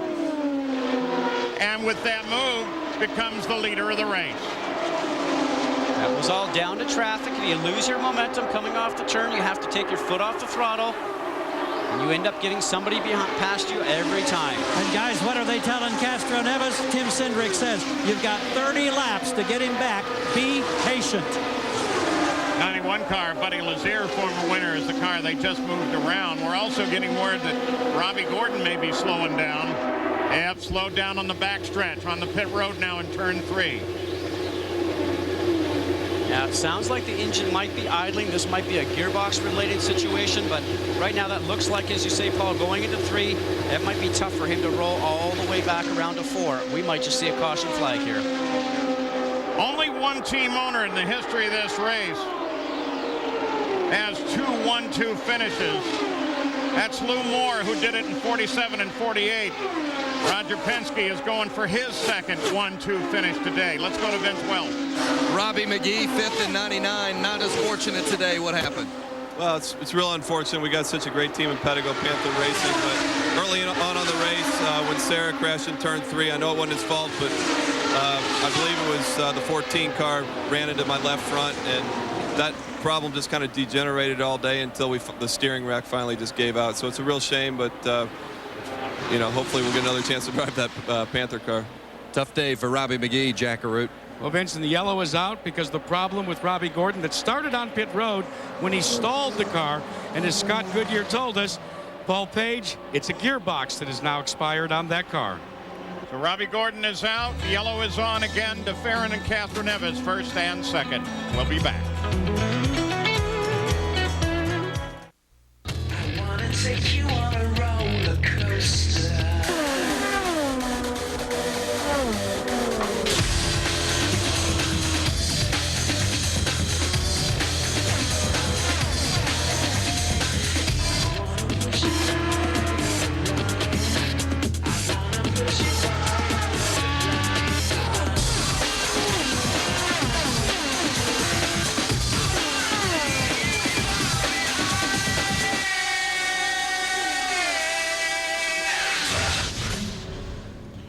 Some of the highlights and lowlights so far in the 87th running of the 500. The threat is everywhere. America unleashes its newest secret weapon against terrorism. Threat Matrix, a new drama coming Thursdays this fall on ABC. 25 laps to go in the Indianapolis 500. Marlboro Team Penske's two drivers lead. DeFerrin, then Castroneves, Paul. AT&T wireless race analysis. There it is, 14 different lead changes. Averaging with all of the yellows, 5 for 37 laps, just over 162.6 miles an hour. Penske cars run 1-2. Tony Kanaan for Team Andretti Green as they all take the green flag. And DeFerrin leads them down the front stretch. Nice, smart restart by Gilles DeFerrin. Paul got a nice jump going on through 3 and 4. No drafting going to happen on him going into turn 1. Tora Takagi tries to make a move. Down there on the inside. Not going to happen there. Although that might cost him a position going down the backstretch here.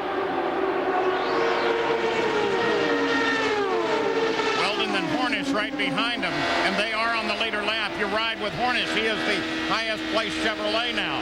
Top 3 are Toyota, Honda.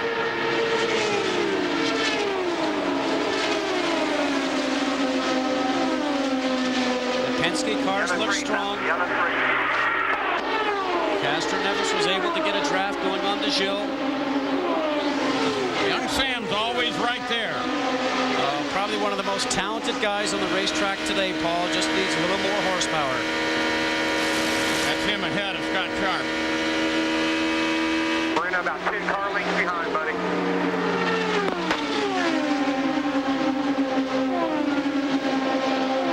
So the leader, still DeFerrin. His teammate right behind him. This is Roger Penske's 30th race at the Indianapolis 500. Amazing history. The stories we were talking about at the start on our inside line, Elio's still got a chance. Tora Takagi still looking good. And Chevy is, without question, in the battle now, though a long way from the lead. Well, might not find themselves in victory circle, Paul, but they've had a great showing today. You know, when you look at Horner, she's up there in 7th right now, so the team's done a great job. Sam's done a great job, but we could see a battle coming down here in the last couple of laps, and a few of these guys might take themselves out. He might find himself further up the race standings. 7th is only 3 seconds behind the leader. Absolutely. A lot can go on here. In fact, 13th, Unser Jr. is only 10 seconds behind the leader. Once we had that yellow, we saw how it closed up the field. Tora Takagi got back up in the queue after having that mistimed pit stop and not hitting his marks. Down the pit side, Gary Gerald. Of course, Roger Penske has always maintained there are no team orders. So DeFerrin, Penske in his ear on the radio, he's telling Gilles simply, be smart. On the restart, he said, think about what you must accomplish. Helio Castroneves, they told him, be patient. Even though there's going to come a time pretty doggone soon, Paul, when patience is going to go out the window, and Castroneves will try to challenge his teammate to get that 3rd consecutive unprecedented Indy win. Vince? Thomas Scheckter is currently running 4th for Target Chip Ganassi, and the philosophy at this point is very simple. Flat out, all the way around, and see if you can catch the Marlboro cars. It's not too difficult. Go to the front the best you can. Jack? Well, for Tony Kanaan, who runs in third behind those two Penske cars, very silent on the radio. In fact, Paul, this is a really difficult time for pit crews. It's out of their hands now. They've done all that they can do. If they are called back into action now, it's because something bad has happened. Now it's up to the driver.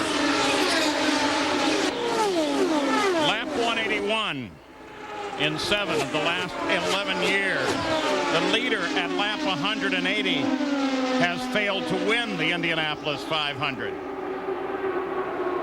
And Paul, these fans along the front straightaway near the south pits or pit exit, all in the lower grandstand, are standing.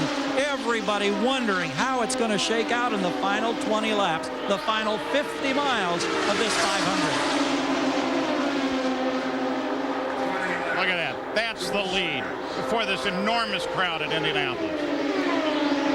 Paul, we always talk about the commitment coming here for the teams and the drivers, but when you look at right now, you've got Penske, Andretti Green, Chip Ganassi, Scott Sharp. Scott Sharp catches the wall hard, too, but you can see him moving around. He's okay. That's off at turn 1 and the short chute down at the south end between turns 1 and 2. He was running 8th at this point. Oh, man. Vince, what's going on? You're down with the team. Tom Kelly, what happened with Scott? I have no idea. The car was handling pretty good, and I have no clue what happened. He didn't say anything about the accident. He just said he's okay. So we'll see when he gets out of the car. No indicators throughout the course of the afternoon that the car was mishandling? No, I mean, the car wasn't perfect, but it was okay. So something had to happen. We're just not sure what happened yet. Tom Kelly. Well, with that, he will lose what he had coming in, which was the IRL point lead. So caution again, 8th yellow of the day at Indianapolis.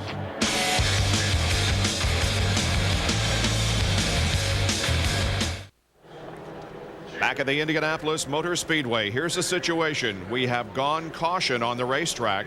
Lap 183 complete. Scott Sharp impacts the wall. He is okay. Scott, how does this change the strategy in the last few laps here?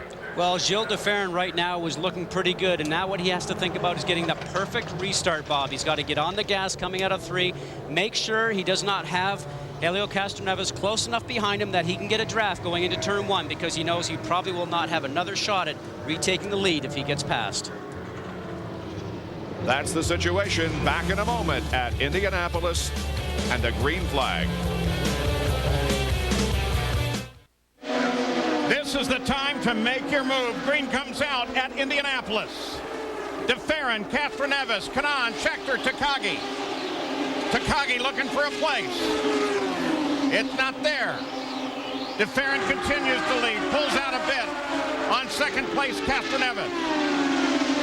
Paul, we talked about the restart, to get the perfect restart, to make sure that Castroneves did not have an opportunity to draft by, and Gilles DeFerrin did a perfect job. Whoa! Dan Weldon takes Sam Hornish all the way down toward the grass. That won't be something that Brian Beinhardt... Wow! Yeah. And Weldon upside down.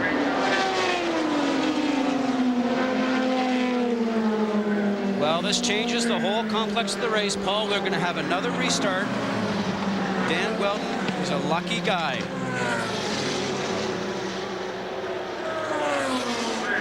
These cars are Kevlar carbon fiber, have a wonderful Look at that. bar. Look at him. He's unbelievable. He's going to unbolt himself from the 6-way harness. Got the safety Hans device on that goes around his neck and helmet. And I bet you he steps up, walks away, and gives a wave to the crowd. Hang on, Dan. He has a beautiful helmet. King Richard the Lionhearted on it. I bet it's got some scrapes on it now. Well, every time you have a crash like this, your helmet goes into what we call the showcase, because anytime it's banged, you never get a chance to reuse it. Did a great job as a rookie. The other English rookie man coming over a little while ago that we all know was Nigel Mansell. He did a great job.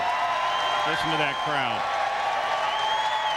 See, there he goes. Amazing the safety of these cars and the safer wall that the IRL has committed to. They're the leader in technology and safety, Paul. Man victorious over the machine again.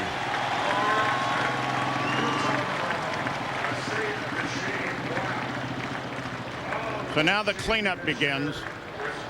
And this is going to set the stage for an interesting end of the race. Not that it wasn't going to be. Just entering into the turn a little bit low, got into the wall, got some air underneath the front of the car, just like Mario Andretti did back in April when he was testing here for his son's team, Michael. Get a little bit of a wiggle right mid-turn. Car goes up towards the wall.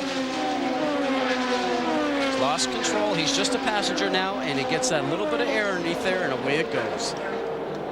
You know, fortunate for him and everybody else that the car stayed up toward the wall then.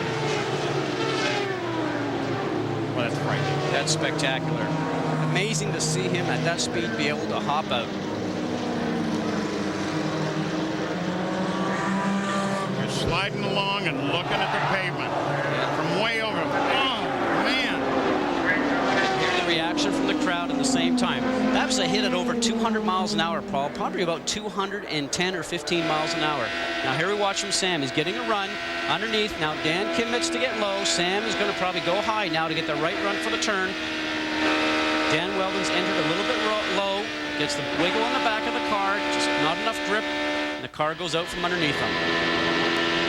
One further back with Dixon.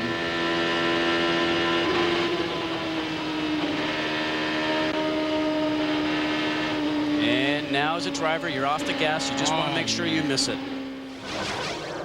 So there's the car. Now, Mario Andretti actually climbed into a car for Tony Kanaan to test it just before the month of May started. This was in the child chute with Mario.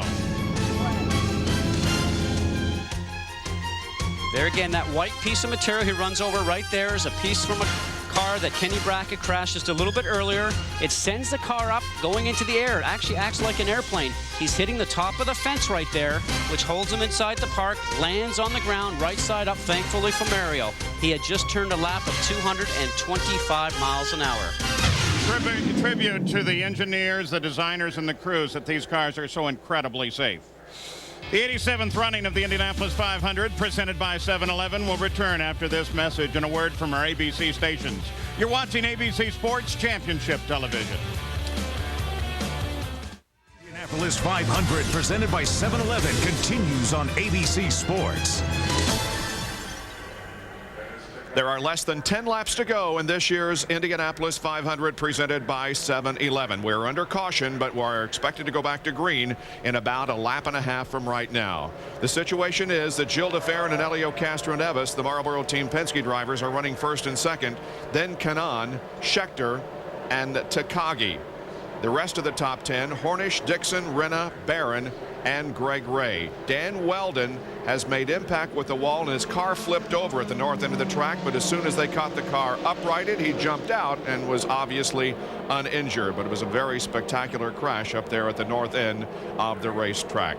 The leader with 10 laps to go, well, he has failed to win 4 of the last 8 Indy 500 races, and you can bet that Elio Castro-Neves, who is right behind his teammate Gilles DeFerrin, wants desperately to win the three-peat, but Kanaan, Scheckter, and Takagi also want a piece of it.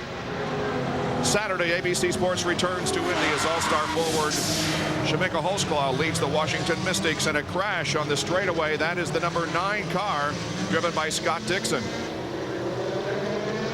Just got sideways here in the main straightaway. You can see our in-car cameras pointed right toward the pagoda.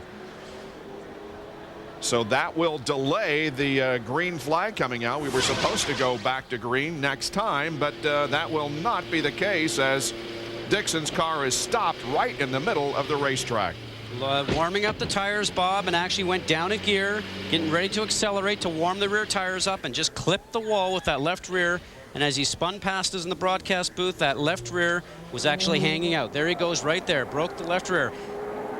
And then he ends up losing the contact with the patch on the road, and now all of a sudden he's a passenger. Well, it had been a good race for Scott Dixon, who was the fastest rookie qualifier in this year's Indy 500 field, starting in the 4th position inside of row number 2. Saturday, ABC Sports returns to Indy as all-star forward Chamique Holtzclaw leads the Washington Mystics against Tamika Catchings and the Indiana Fever. The WNBA on ABC Saturday live at 4 Eastern, 1 Pacific. Take a look at our Firestone lap leaders here before we go back to green. Thomas Scheckter, who's currently running 4th, has led the most laps. Castro Neves, 2nd highest amount. He is running in 2nd position. And Michael Andretti in his final Indianapolis 500 will total another 28 as having led at Indianapolis. All right, now less than 8 laps to go, Paul. Well, and setting for what was going to be an awesome finish regardless. Now with 10 cars on the leader lap, they struggle to get Scott Dixon's car off the front stretch, and then they'll drop the green flag as fast as they can, and it's anybody's guess. Top 10 cars, Allenser Jr., the last one in the line, all on the leader lap. I think you can say, Scott, any one of the top 10 can be a winner here in a very few minutes. Well, Paul, as we saw the graphic before, whoever's leading usually at lap 190 is actually sometimes not the winner. I've lived that myself. And right now, even the guys that are sitting in 4th or 5th or even 6th know that anything can happen on a restart. And, you know, nobody's out of this race right now. Let's go down to Vince Welch. Chip Ganassi, Scott Dixon's spin kind of hurt your other teammate, Thomas Scheckter. It certainly does. I mean, I think we still have a shot at this thing. I mean, we didn't need that to happen to Scott for Thomas's sake, but, you know, anything can happen here at the end. What's your strategy here with Thomas in these last few laps? Well, I told him, I said, this is for all the marbles. So that's about what it is. Let's see if Thomas Scheckter can get it done in these final laps, Gary Gerald. Roger Penske has told Gilles de Ferran, let's see what you've got. Tim Cindric is on the radio with Helio Castroneves. Tim, what are you telling your driver? Just be smart out there. Be smart out there. Hang on a second. Okay, going green next time. Helio going green next time. Just be smart out there and bring it home. You know, you got to make sure one of these two guys brings it home. He's going to give everything he can in this game. All right, Jack. Well, we're with Kim Green with Tony Kanaan. Does Tony have what it takes to get by those 2 red and white cars? Well, I mean, I obviously hope so, but they're very, very strong. We've been trying pretty hard these last few laps to see if we couldn't get by them, and it's going to be a bit of a shootout. It's probably going to all be about the restart. What about on the restart? What type of restart gearing do you have? Well, we obviously have a pretty good stack up of gears for restart, and obviously Penske do as well. So, hey, Paul, hold on. Oh, yeah. Chip Ganassi's point is well taken. The fewer laps that you have to run at green gives a greater advantage to those at the front of the field. Scheckter was going to have to work his way through some other cars, but let's not forget he did that most ably at last year's Michigan 400. Certainly has the power and the ability and the team behind it, but it all comes down to restart, like we heard them say. There's a restart area in turns 3 and 4, what they're entering into right now, and Gilles gets on it again, and it looks in good form and fashion. Green flag is out. De Ferran leads them to the line. Top 4 cluster together. What Helio needed, Paul, was to be right up the backside of Gilles de Ferran on the restart so he can get a bit of a tow going down that main straightaway and make that move going into turn 1. But Gilles timed it perfectly. The last restart and this restart right now, all he's going to focus on is keeping his foot on the pedal, not lifting off, peeking in the mirrors every once in a while, and just hoping for the best. Top 3 are together. Scheckter fades a little. So does Kanaan. Takagi closes a little on Scheckter. Hornish is right behind Takagi. Now with Castroneves catching up to the backside of Gilles de Ferran will be one thing. Being able to make the pass will be the second. Remember, he's running in turbulent air going through the turn. His car probably can't get through the turn as quickly as Gilles does. He might have an advantage going down the straightaway with a slipstream, which you see him working in right now.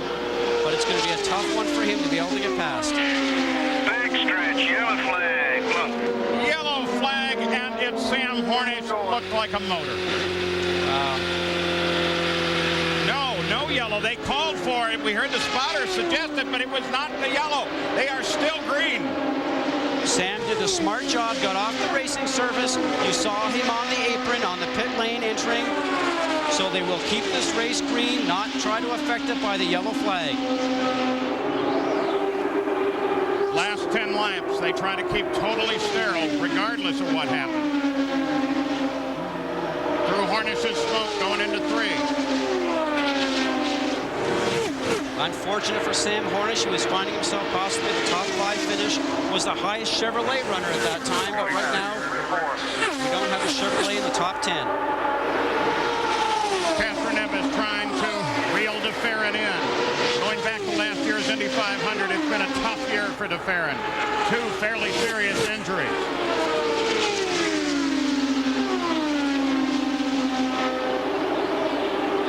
Your palms are sweaty right now, your heart is racing, your throat is dry. All you want to do is click off these laps. You're counting the corners right now. Through 3, through 4. Tony Kanaan continues to fade. The battle is between DeFerrin and Castroneves.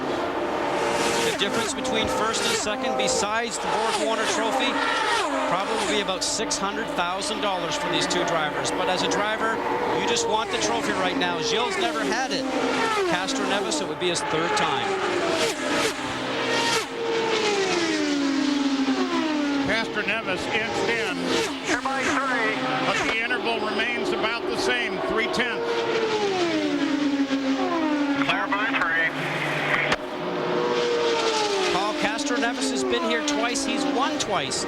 He doesn't know what it's like to lose. 2.5 miles to go for Gilles DeFerrin.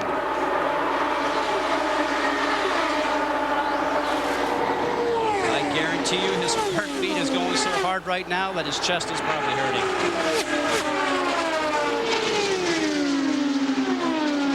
Remember last year he lost a tire after a pit stop. Looked like he had the opportunity to win that race. If Castroneves is going to have a chance, it would be now.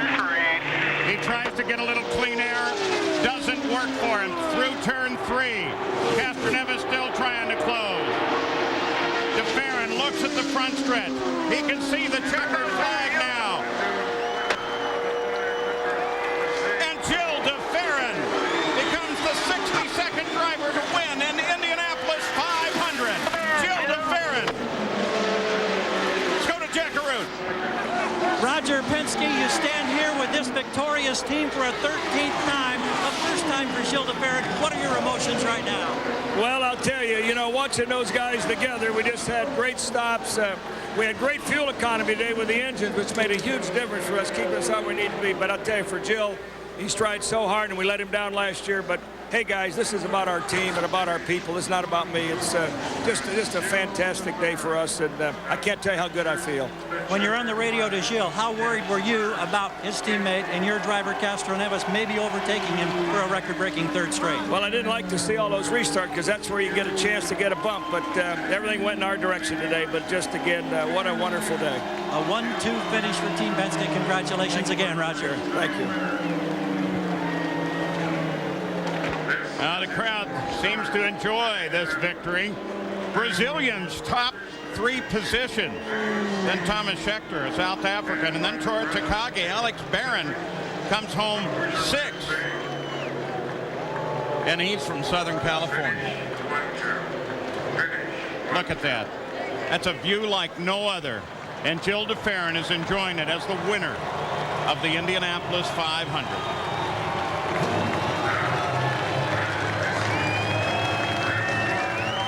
Got some junk and debris in the side pods of the car, but there's the expression, they are all beautiful in Victory Lane. You can see how dirty the car is in the front and the helmet. Most drivers, Paul, after this race, especially after a victory, will retire their helmet, but the helmet almost looks like the front of an airplane, like the car does after 500 miles. And the car needs to be repainted, and the helmet usually goes in a trophy shelf. I was hoping to get it for my collection. I think I know where that one's going with Gilles. Not a chance in the world. DeFerrin, Castroneves, Kanaan, top 3. The final left turn for Gilles. A driver's dream, Paul, is to make 5 left turns on the last lap, 4 on the racetrack. And the last one here going to victory circle. Turning radius on the car is such they got to get a stand under the rear of the car to spin it around and point it toward the winner's circle. Gordon Piper's there to greet the winner, one of the great Indy traditions. That's all that's left. About 30 yards to begin his celebration. Oh, he's celebrating there already, but officially, so they get the car pointed in the right direction. Paul, it's an amazing story when you think about it. You talked about what he's gone through before, but remember he had a crash just at Phoenix, missed the Japanese race, and then he was out of it. Didn't even know if he'd actually be able to come here. Missed the testing program. It's hard to find a more likable guy in the series. Gil DeFerrin is the champion, Jack. And now it's 10 feet, 9 feet, 8 feet to victory lane. Gil DeFerrin has waited for this moment. Did not get to run in Japan the race before this, but he is here now, and that's all that matters. The crew comes to celebrate with this Brazilian, who, by the way, has always approached racing, he says, much the way an artist would approach a painting. You have to get all of the safety paraphernalia off, and I would imagine that right now this is a time to collect one's thoughts before the adrenaline takes over and the emotions with the realization that he has won the greatest spectacle in racing. The Borg Warner Trophy has been placed on the back of the Marlboro Team Penske wing. Gil DeFerrin can now hear the crowd as he takes the Hans device off. He has the balaclava off. Gil, congratulations. And you can see just how tired. Remember, he has a back that has been ailing. Shades of 1996 with Buddy Lazier. A mixture of pain and joy as Gil DeFerrin comes up out of the cockpit.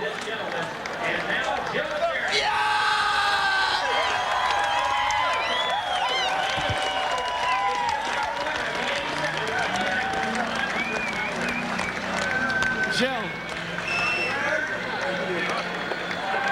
getting the congratulations of his crew, and a mixture of pain with the back getting out of the car, but it absolutely is spectacular to see you here.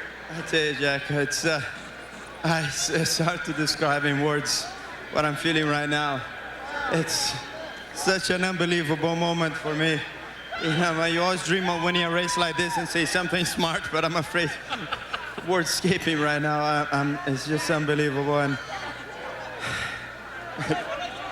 the tears of joy. Who says this race isn't the greatest spectacle and the most meaningful race? For Gil DeFerrin, getting a kiss from his lovely wife.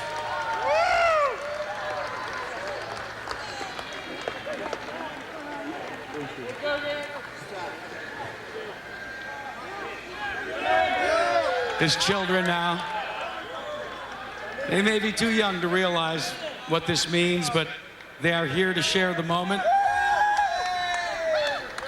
Gil, now, there's the milk. I love milk.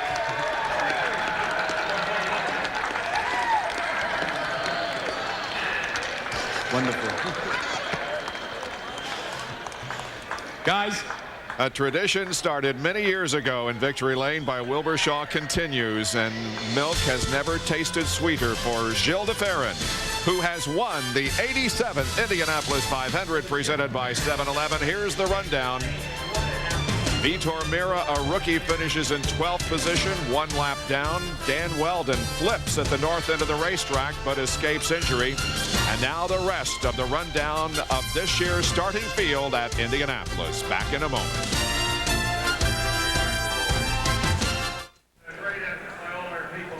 Back in Indianapolis, Tony Kanaan driving for Andretti Green Racing finishes third. And Tony, did you have anything for those other Brazilians in this final 10 laps? We had the car, but unfortunately, nobody could pass anybody. We had fast cars, and Gil was fast, Ali was fast, but no, I don't think I could pass them. I feel sorry because I want to really give this win to the whole 7-Eleven team. Actually, I wanted this guy to win so bad. When I saw him in the lead, I said, I mean, man, today is going to be his day. And as soon as I saw him dropping off, I said, hey, I'm going to be the only chance in the team, so I'm going to go for it. I'm thinking at a big picture. We're leading the championship, so we'll see what's going to happen. Okay, Tony Kanaan finishes third. A tough day for Andretti Green Racing. When we come back, we'll talk to Elio Castroneves, who finished runner-up here at Indy. Well, while Gilles de Ferran is down there in victory lane, his teammate who knows all about that is experiencing something new at Indianapolis. You've never been any place other than victory lane. How difficult is that to accept? Well, I mean, especially being so close to be in a great situation to do history, you know. Car was running fantastic.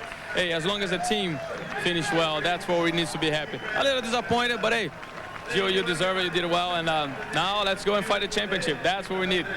You know, he's already ready. He's already thinking about what's going to happen here next year. We'll be back at Indianapolis in a moment.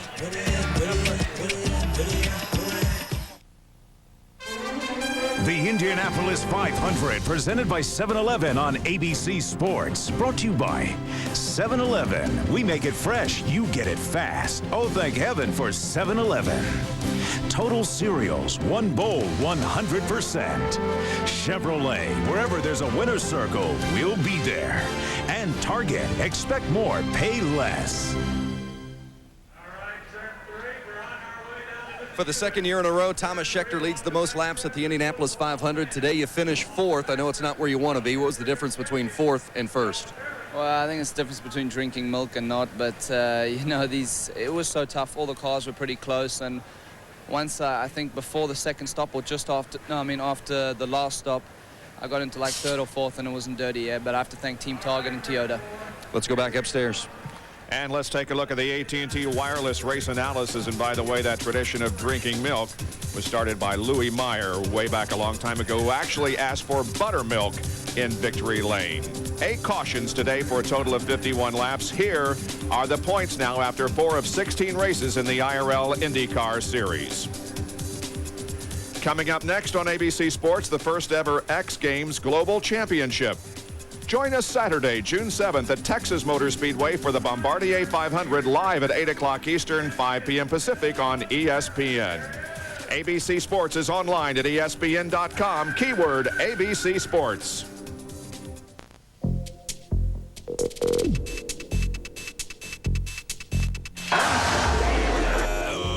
flag is out. The 87th running of the Indy 500.